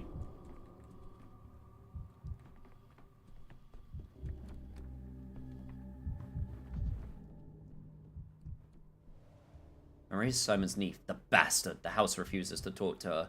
It's like the air itself is hotter in her vicinity. Okay. But what if I take drugs? Drugs. Making myself less manic. Drugs. So sharp. I too used to stand in strange houses sipping wine. Maria calls them signs on the town's firmament. I too. Everyone just sipping wine, apparently. That's what you do at the end of the world. Never stole, but I used to have a friend. He also dabbled in dowsing. It was him who had taught me that curiosity must be unashamed. Also, loot! Oh, it's Sticky, Orphan, and Sneak. One of the children Isidore Burka surrounded himself with in his final days. Perhaps that's why Sticky couldn't let go of his legacy, or his heir. He got his nickname from his straw-like hair and a habit of showing up at the sign of adventure. There are dozens of such restless teenagers in town. I don't think this one is special. Every Joker's one joke away from being a goner. Oh, you are just a treat. You are a son of a barnacle. Lost the pin again. Maybe move it to the left. Hey, Sign, what you doing here? Go take a breather. I told you I'd call you when I'm done. What did you call me? A Sign? You must have taken me for someone else. Huh? You know Sign, are you? Or are you a very new one, at least? Did Maria put a spell on you already? Do you want to follow her everywhere, doing whatever she tells you? If you do, then you're a Sign. Of course I don't. Me neither. Well, I thought I didn't, but then she asked me to break into dead Master Burke's house, and I just ran here, skipping all the way. Isidore Barak is... dead? What are you, born yesterday? Deader than dead can be. It's been days already. I seem to have the worst luck. That's the man who called me dead of his town. Don't just stand there. Shut the door for me, will you? Right there, near the hinge. You're heavy, it might just work. Does the door refuse to yield, little burglar? What do you think I'm doing? What do you think? I'm some halfwit? The front one took me 3 minutes tops. The main study, though, that won't budge. It's as if they broke all the locks specifically so no one can open it, and blocked the door from the inside to boot. Come on now, to the left, this again. Now I've broken my favorite pick, too. Is there something important inside that study? Of course there is! The clues! It was the murderer who closed it, I tell you, so no one can investigate anything, so Master Barak stays unavenged. Can't be a coincidence, all of this. If nothing else, Isidore was a doctor. He dies right before the plague comes, and his study is locked. You know how it is. This house was open all the way until the funeral. Then the killer knew he had to lock it, because they all understood it at the funeral. Not everyone grows 4 new arms after death, you know. That beast claw, too, only happens if you fought for your life, tooth and nail.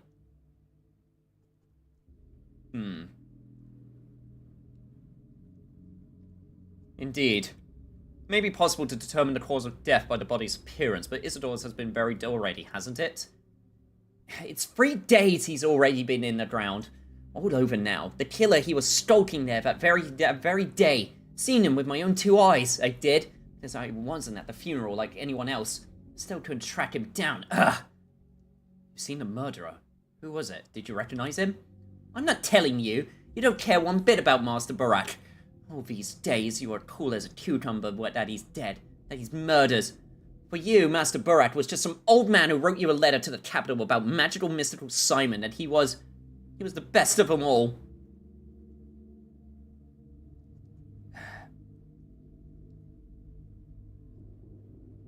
Hey, calm down. Why are you so fiery all of a sudden? I just want to help you, that's all. And who the heck are you, walking around here all high and mighty like you did nothing?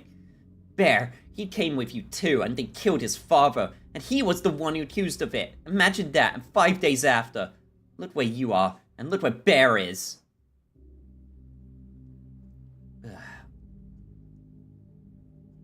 I'm not denying I'm wasting my time, but I'm trying to make up for what was lost.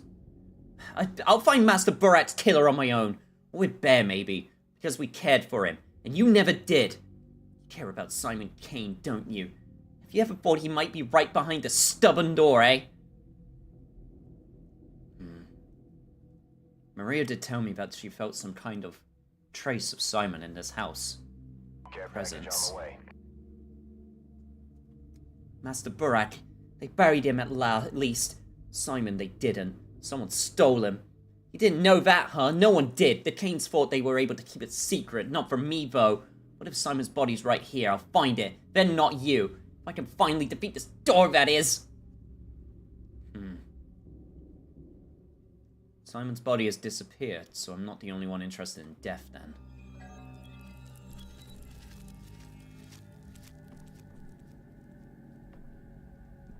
I think my arm's missing. I think that's a little bit of a bug. Hang on. Let me...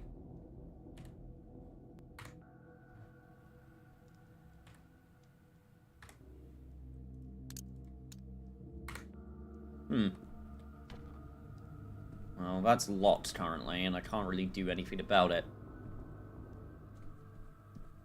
Interestingly, they went back to Artme's old nickname.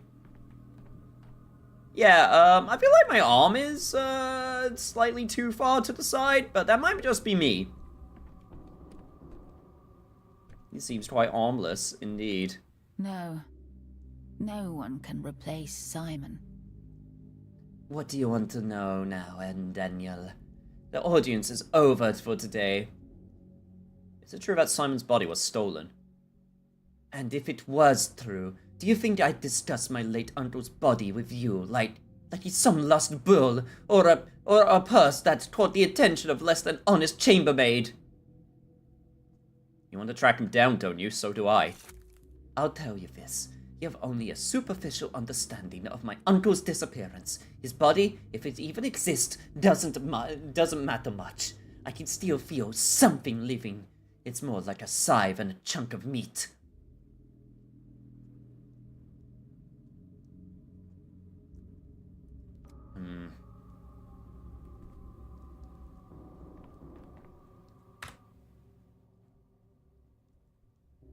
Well, my current thoughts are, I don't think I can do much right now. Yeah, Isadora's dead.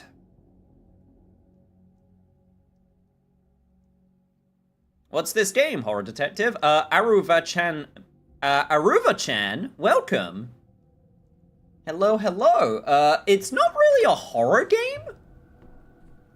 It's a survival game? It's very unique, is what it is. But it's not quite horror.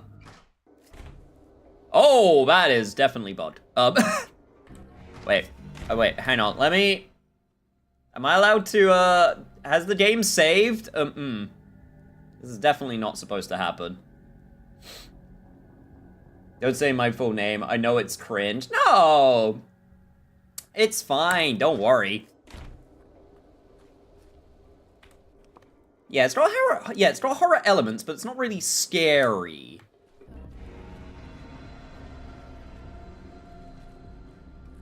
All right. That being said, this is pretty terrifying because there is a creature that is after us, and I do need to be careful because I only have one. I only have one last use of this.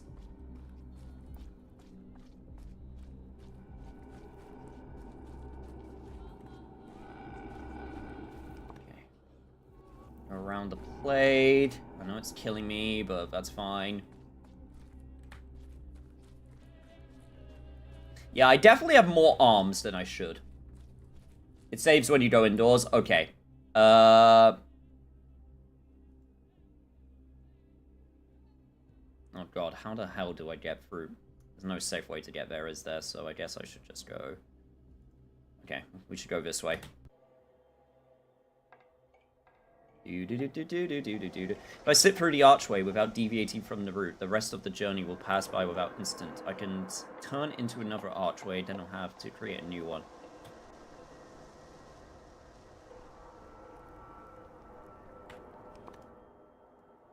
Right.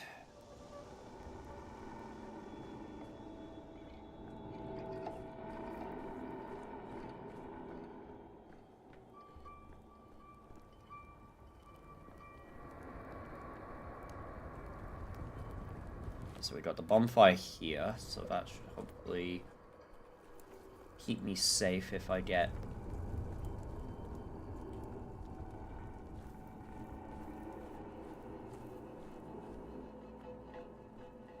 tracked down. This way. Wait. It's a little bit too late, This way. Yes, okay. Your arms are turning into quite the handful. I suppose you think these puns are very handy, huh?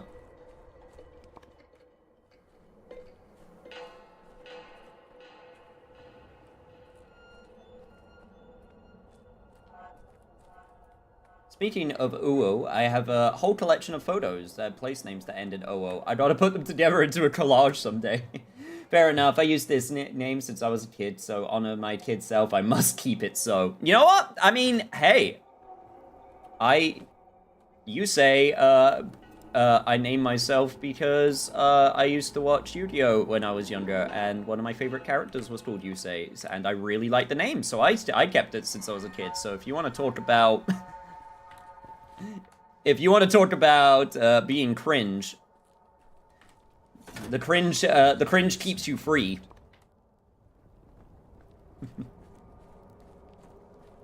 I am cringe, therefore I am free.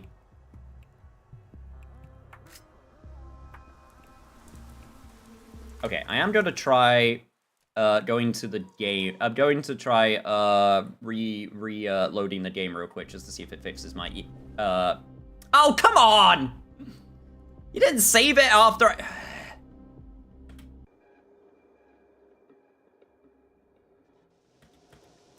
Well, it did fix my arms, so I guess I can't complain too much.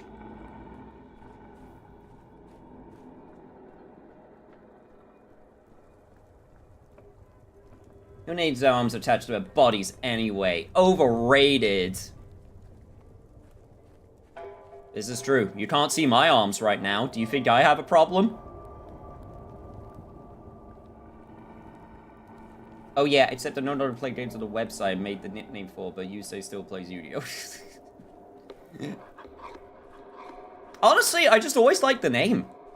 So whenever I would make characters in video games, I would always name them Yusei. I don't know why. I've just always liked the way the name sounded.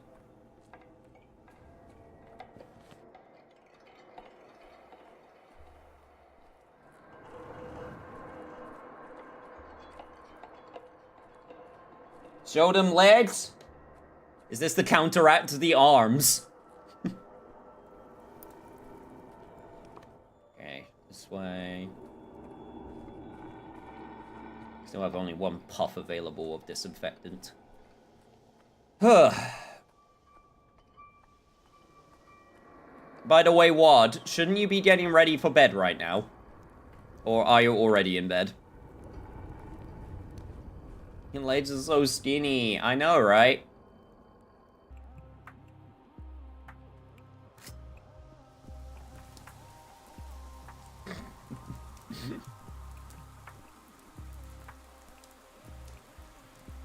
Well, we made it to the polyhedron.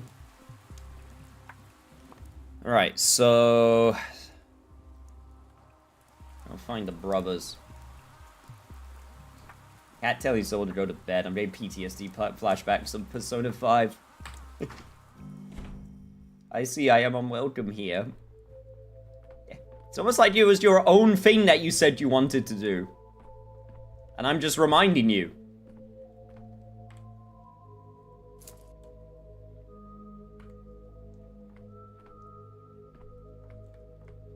Okay, where the hell is this brother? That's locked. Ah! Here we are. Woo!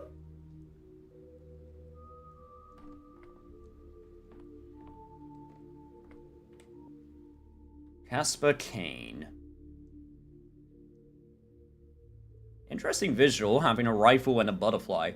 The Kane heir plotted his own course along the path of his family. His followers were called Dogheads.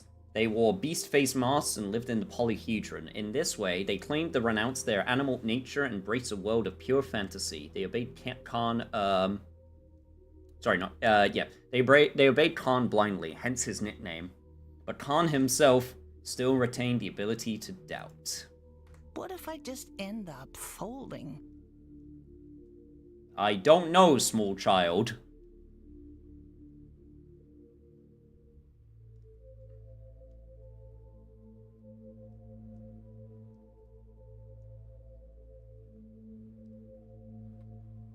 Hills won't pay themselves. With all due respect, you just keep visiting at the wrong time. What is this Victor Kane's study? Is it? It is. What, you don't think it looks right? It does. No, it does. Only the owner is missing. Where is he? Ever since Mother died, he only ever goes to the Cape to visit her. What do you want?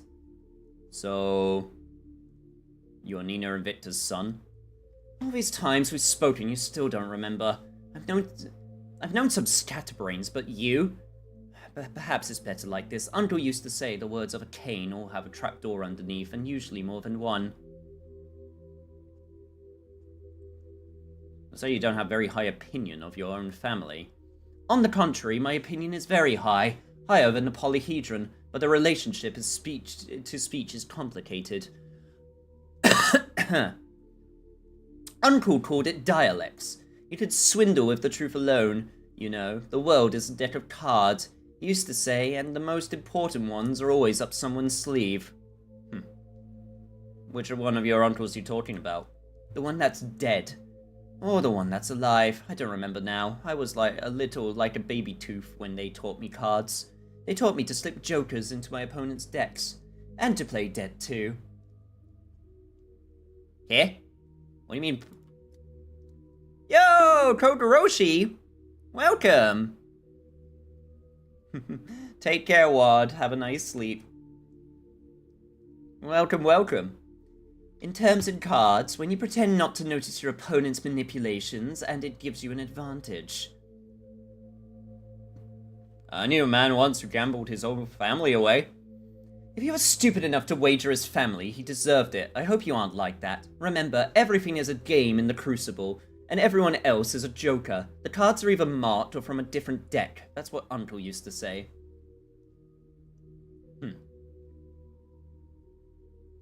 I'll remember that. For now, I'll look for your father. Weird child.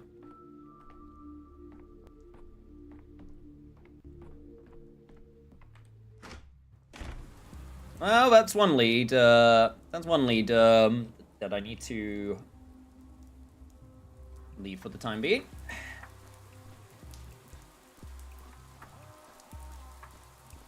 Yo, sir, you got anything? What do you want? I was going to ask you the same. What do you want? I'd like a drink. Been looking for something to cure my hangover since morning. I used to go to Stammerton's pub. He was a decent guy. Would pour on credit, and now he's dead. And the place has shut down. Huh.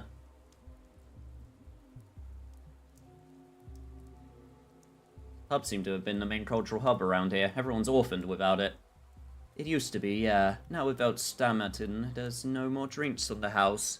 It's all for money, and who needs that kind of culture?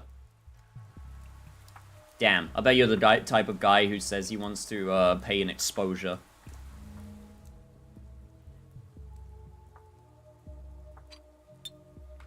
Also, I'm too apathetic. There we go. I'll increase my speed a little bit.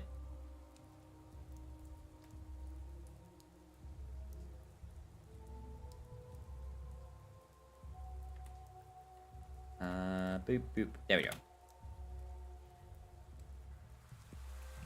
Why is Porn slouching so hard? Because he's so sad. How have I been? I've been okay. I've been a little bit ill, and I've had some, like, toothache recently, but it's not been too bad recently. And by recently, I mean, like, today. So, I'm glad that it's not bothering stream time. And right now, we are playing Pathologic 3, and yeah, I'm pretty much, I am pretty much as enthralled as I was when I played Pathologic 2. It's just kind of crazy to me that it still feels like we're doing setup. I'll speak to you in a second. One sec, I just wanna... Oh, can't loot this.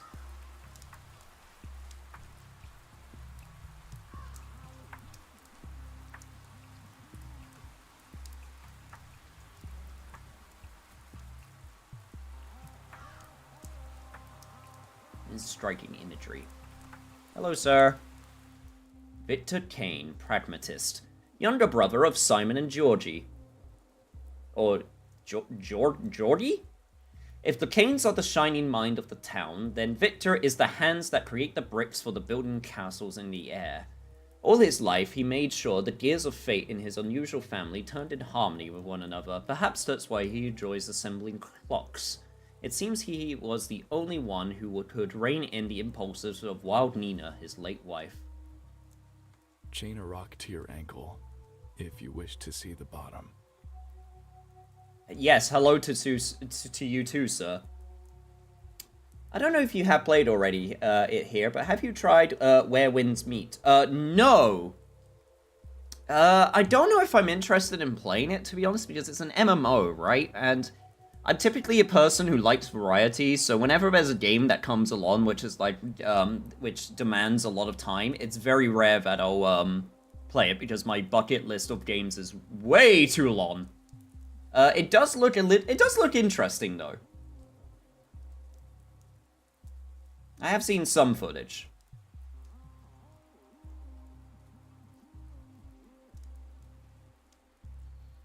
Yes, yes, I found your brooch this morning. I remember when we stood on the pier and you dropped it. I jumped into water to save it. How impudent I was. Please don't say that. You know that I beg your pardon? Oh, it's you. What are you doing here? Haven't you had enough? Are you here to argue some more or to beg forgiveness? If it's the latter, it's too late. It won't make a difference. It's never too late. If I insulted you before somehow, then I'd like to apologize. You need not apologize to me. I bear you no ill will. Geordie, on the other hand, won't talk to you. You tell me about Simon, then? You're his brother, too, and I'm here because of him. You've been here for 5 days and visited us twice, and you still understand nothing. Geordie had high hopes for you, Dr. Dankovsky. He expected you to amaze him, and you turned out to be ordinary. You're just stagnating. Is it such an unforgivable sin to be ordinary? You're studying immortality, aren't you? When we talk of destroying death, being ordinary is worse than a sin. Can an ordinary man even understand immortality, let alone achieve it?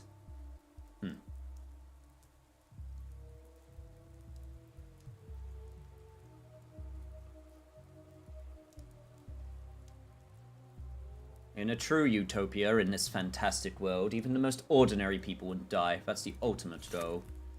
Death is time, the time in your life, slipping through your fingers. To defeat it, you must tame time, or break it. Nothing new can be made without first breaking the old. That's what Simon used to say. Simon's dead. In the end, he was unable to break time as well. How do you know? Have you seen the body? Your current way of thinking doesn't allow for proper discussion.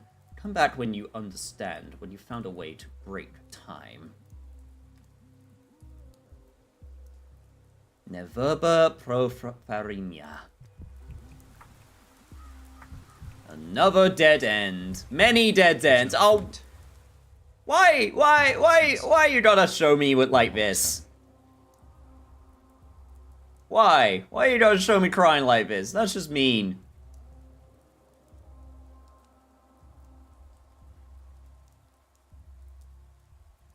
On day 2, someone barricaded Isidore's study. If only I came here in the morning. God, so many mind map things as well. Very cold. Terrible scene. With the epidemic's onset, people seem to have gone mad, but the scene at the warehouse is excessively cruel, even by local standards. Well, I got nothing then. I got no more leads. Don't know where to go. Oh, the game is actually not, surprisingly not very demanding time-wise. The main story is worth experiencing, but I guess it's just my view on it. That's absolutely fair.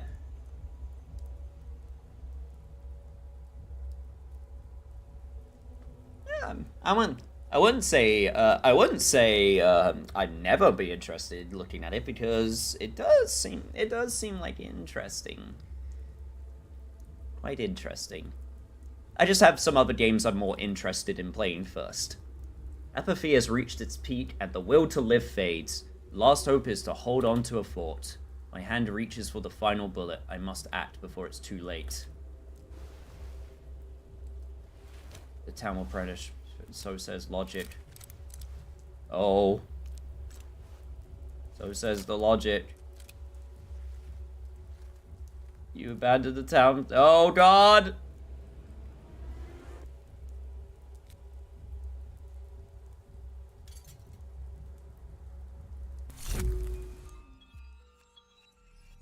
Well.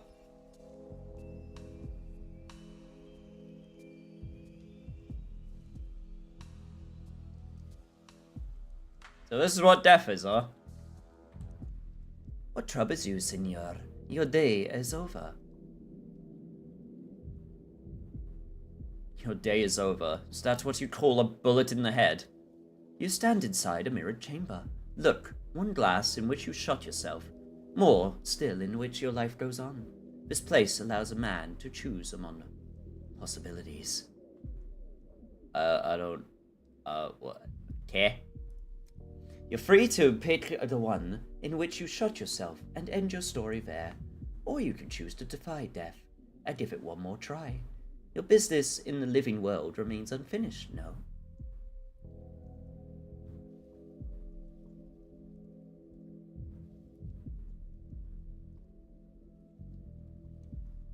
I was looking for Simon, but I failed. There's not enough of me for this. Then let us say you did not shoot yourself. Too much left still to do, and not enough of you. Your goal will pull you back onto life, a hook lodged in your cheek. If you depart too soon, who will be there to bear this burden?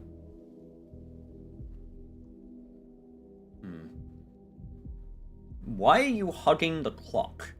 Look close. This is the clock that you saw at Stillwater, which then may let you live a different day. And this may be just what you need. The shadow of a dead man teaches me time travel. I suppose I do need my head checked. If you are done with navel gazing, the clock awaits. Why do you keep bringing up the clock all the time? Is it special or something? The clock is as common as can be, but what you'll do with it is not. Just stand before it and watch the motions of its hand. What?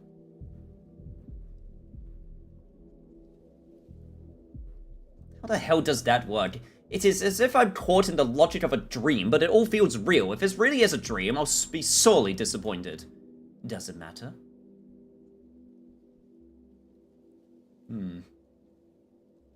Yes, it does. I must understand the underlying mechanism. Am I in this town or in the memory of it? It's like I'm everywhere at once, both standing here and giving a statement at the Capitol, acting and recounting my actions at the same time, and now it seems like I can leap across days. What should I make of that?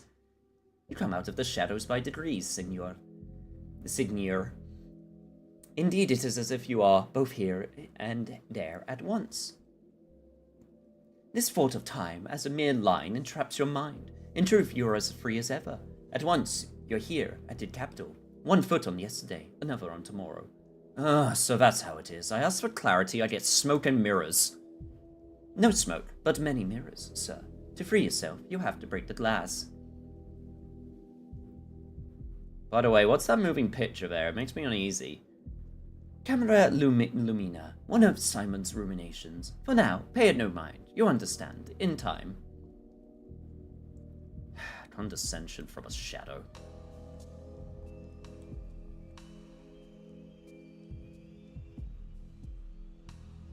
Oh crap. I don't cast the shadow. Am I a vampire?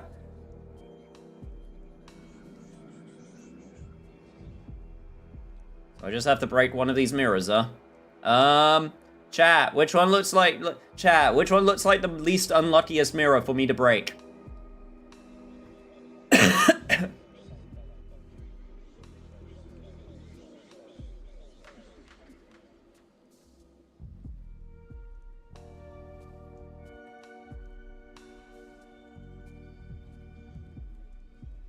This one's got the polyhedron in there.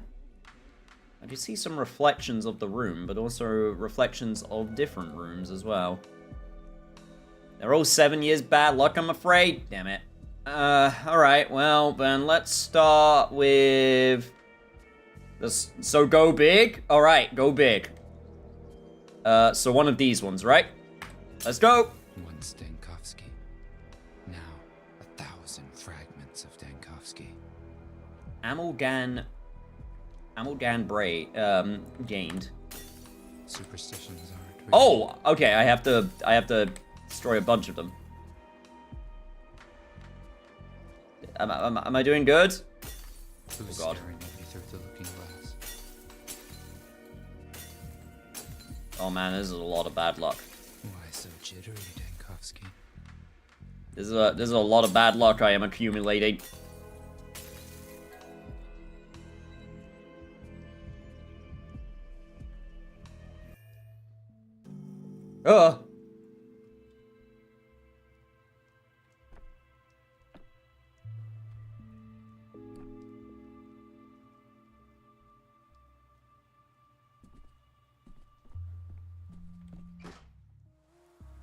Hello?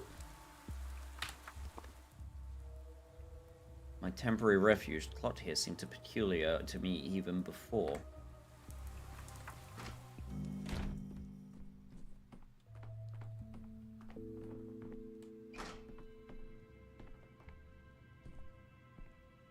Now the real game begins. I see.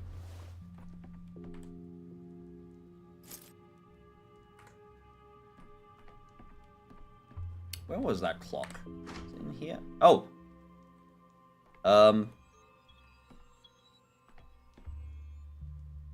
What? Need a shower, won't sleep without one, I'll see you say. Yep, that is very true. Yulia Lyracheva? Oh, this has been the hardest name so far. She came from the capital with the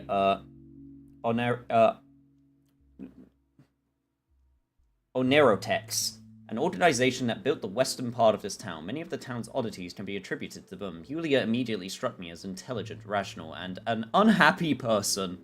Yep, that there tracks. Are unseen threads snaking through the tumult that the world seems made of. Got a cigarette? Smoking's bad for you, but sometimes it's necessary. Something happened to you during our last meeting. You weren't so grim. You may not know this, but I'm a doctor. A doctor has no time for cheer in the middle of an epidemic. So you don't remember me. Well, I should have expected that. You're probably beset with new demands every minute. I think I'm starting to remember something. I'm Yulia. Yulia Lyracheva. 2 days ago, you came to my house, the Tremel, and promised to put in a good word for me with the Canes, to make sure they don't exile me from the town. Of course I remember you. I'm afraid I haven't gotten a chance to speak with the Canes yet, but I certainly will get around to it. I see, you're not in the mood. But I thought we had an agreement. I gave you a lead, and you gave me your word.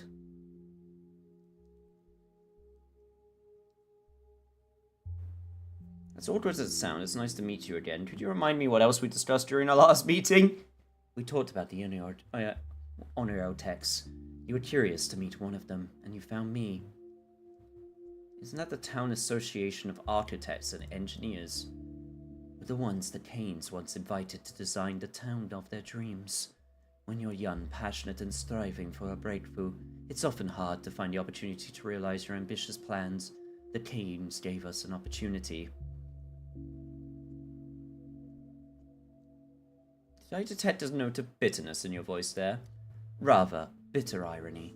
We were inspired, but years passed us by. Some fled from here, while others will never flee, because they've been laid to rest in this earth.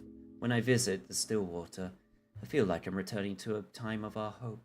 After all, it was also built by one of us, the best of us. It's hard for me to explain, but I keep feeling that the Stillwater somehow affects me. You've already noticed. The Stillwater has its name for a reason. It's quiet, subtle. Ask yourself how many rooms it has. The question is more interesting than it seems. The answer is either a joke or a gift from the architect. You know, there are 1,000 reasons to admire Ava, but the main one is that she's capable of living here. Do you know her well? Everyone in the Onerotex loved her. She was, for us, a tuning fork. The best and most sensitive audience. A canary in the mine. No university can teach what she knows. Even if the town dies, and with it all of our works, I'm happy that Ava saw them.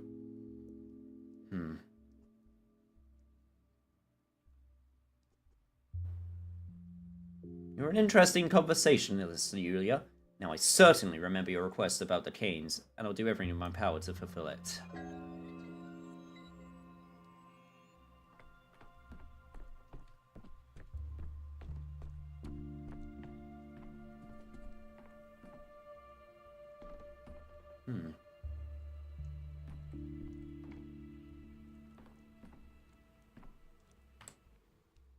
Ava Yang, canary in a cage. The Stillwater is a failed observatory converted into a guest house. One day, Ava Yang just moved in.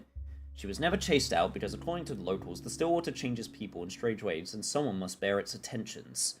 When I arrived, they'd already arranged a room for me at the Stillwater. I saw Ava every day. She almost never went outside. I'm overflowing with soul. I have enough to share. Once again, good to know. You're back. That's good. You'll sleep much more soundly in the Stillwater than in a prison cell. Simon had good reason to arrange for you to stay here. Tell me, this long-cased clock, how long has it been here? It's always been here. Simon used to joke that they built the Stillwater around it. When Farcad started erecting the Stillwater, the clock was the first thing to be installed. But why are you asking? Is the ticking too loud? Disturbs your sleep? No, I'm just curious where it came from. So you say it was Simon who brought it. I don't really think he actually brought it himself. It's quite heavy, but it was brought here at his request. In fact, you are the first one to ask me about it. Most people just don't notice it. Each time I see you touching it, it feels like you can see something that I can't, as if you're being transported by it. So you've seen me touching this clock before. You've been living here for 5 days. Of course I have. Every single day you stand in front of it and murmur something before you go to bed. If I didn't know that you were such a skeptic at heart, I wouldn't have thought you were performing a ritual. I'm just trying to figure out what kind of place the Stillwater is. Those who live in the Stillwater can get things muddled in their heads, but you shouldn't blame everything on the house. It's unusual, certainly, and built with specific intent. But in the end, it's only a building. I've heard a different story. I've heard something isn't right with this house, like people can't stay in here for too long. In our little town, there are all telltale tales about everything, even toy balls. Separating truth from fiction is hard even for the locals. I'm dead tired. I need to sleep. Sleep is death's little brother. A truism. I'm quoting the great bachelor Dankovsky. Not my best quote. Don't lie down while you're thinking so much about the clock. You won't fall asleep that way.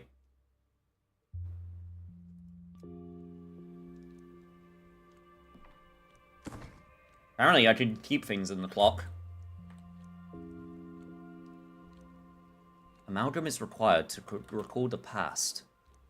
Amalgam is needed both for the bachelor's past and the player's past. Loading a save requires payment? Oh. It can be obtained by smashing mirrors. And in a couple more ways.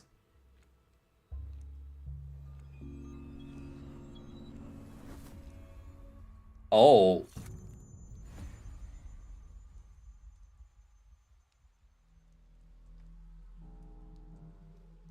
I see.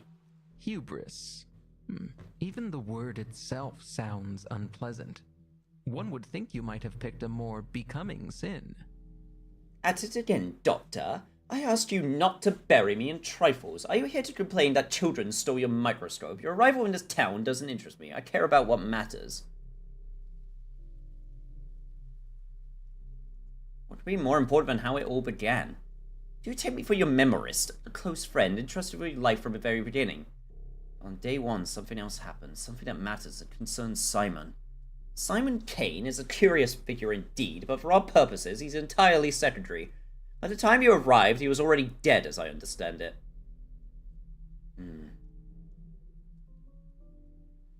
That's the point. The Kanes are masters of mystification. They wanted everyone to believe Simon had died. Fairy tales about immortality again. Do you always call things fairy tales when they're inconvenient or don't fit the way you build your accusations? Still can't grasp my central point, esteemed bachelor. You chased after some old man and turned your back on the fate of tens of thousands of people. That is where your guilt lies. Now you are repeating the same mistake. We're investigating the plague. The plague. The town. Only they matter, not Simon. Who gave you the right to decide what matters and who doesn't? Special Commission did. Is Simon connected to the plague? He's not. Is his death connected? It's not. Until you can establish that connection for me, I don't wish to hear about your white whale hunt. What I do wish to hear about is criminal negligence. Let's move on to other days then.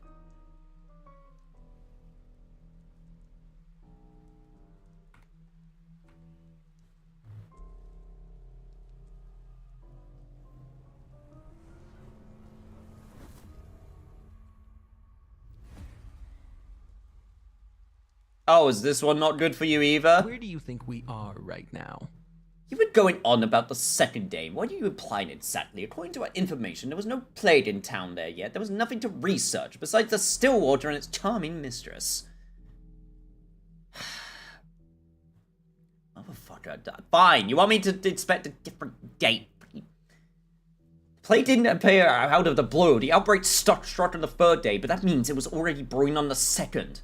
How do you be sure of that? In fact, there's a report in your own hand. The latent stage lasts 5 to 8 hours. The town was still clean on the second day. That's not my handwriting. You cannot possibly know whether the town was clean on the second day or not. You hadn't opened the hospital yet. You understood nothing about the sand plague. And pardon my frankness, but I'm not interested in your hypotheses or speculations. I need hard facts. I did open the hospital on the third day. Then why don't you tell me about that then? And then we'll see if there's any merit to your musings about the genesis of the plague. Third day it is, then. But what if I went to the fourth day? Fine, third day.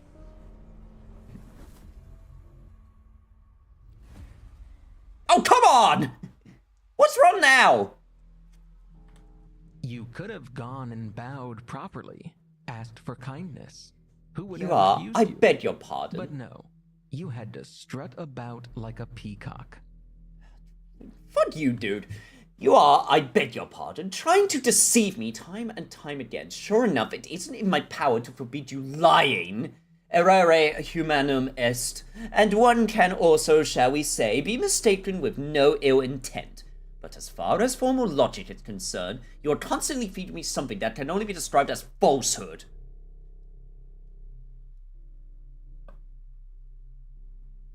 Everyone lies. You two are lying to me right now. What do we have next? Day 3, the crucial one. The day the town elites were to appoint the Health Inspector General, the person to lead the fight against the epidemic. You were absent.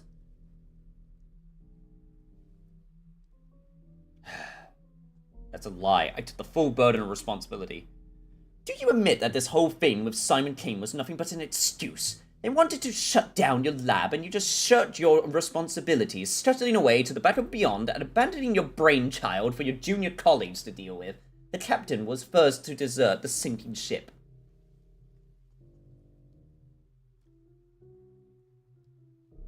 I will never admit to that, and putting such nonsense in my mouth is petty, I have to say. Oh, you're baring your teeth, how cute. Let's say I suspend my disbelief for a moment. You claim you led the emergency command dealing with the epidemic, but what about hospital? Why did you open a hospital in this town? I can only explain that deliberate sabotage.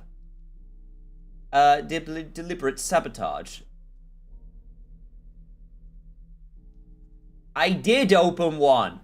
According to my information, there was no hospital building in the town. Here, take a look. That's right. There was no dedicated building for a hospital. That's why I opened it in a rather unexpected location. You bitch. Oh, there we go, finally. I was the only one who found Ruben's hideout. On this day, the attackers tracked him down and killed him. Fugitive. On the third day, Ruben was hiding in the warehouses. He was planning something. He was afraid of something. I see.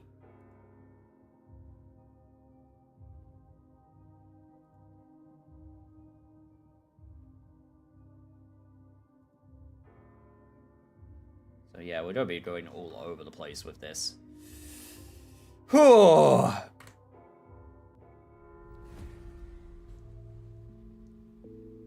If I die with no amalgam, death will be final. It's crucial to always have some. Day 3.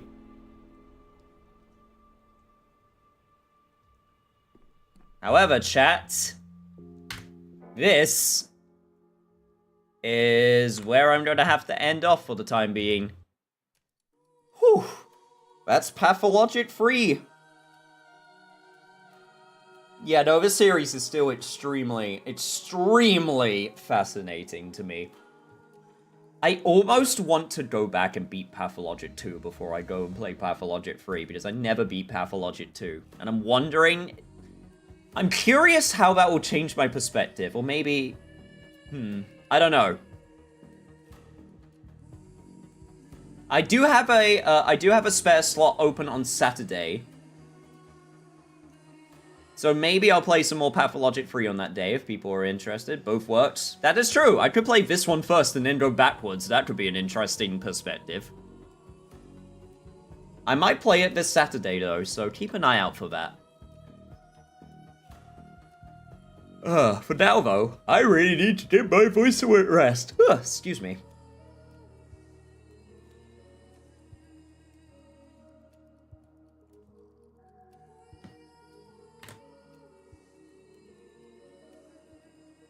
Let me just tab out because I need to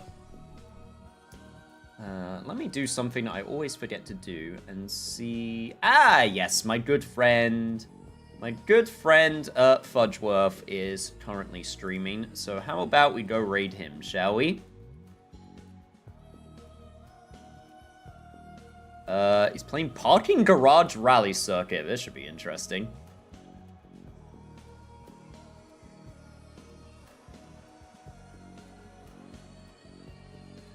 He's a good friend of mine, and you may know him from the channel, because he's been on here before.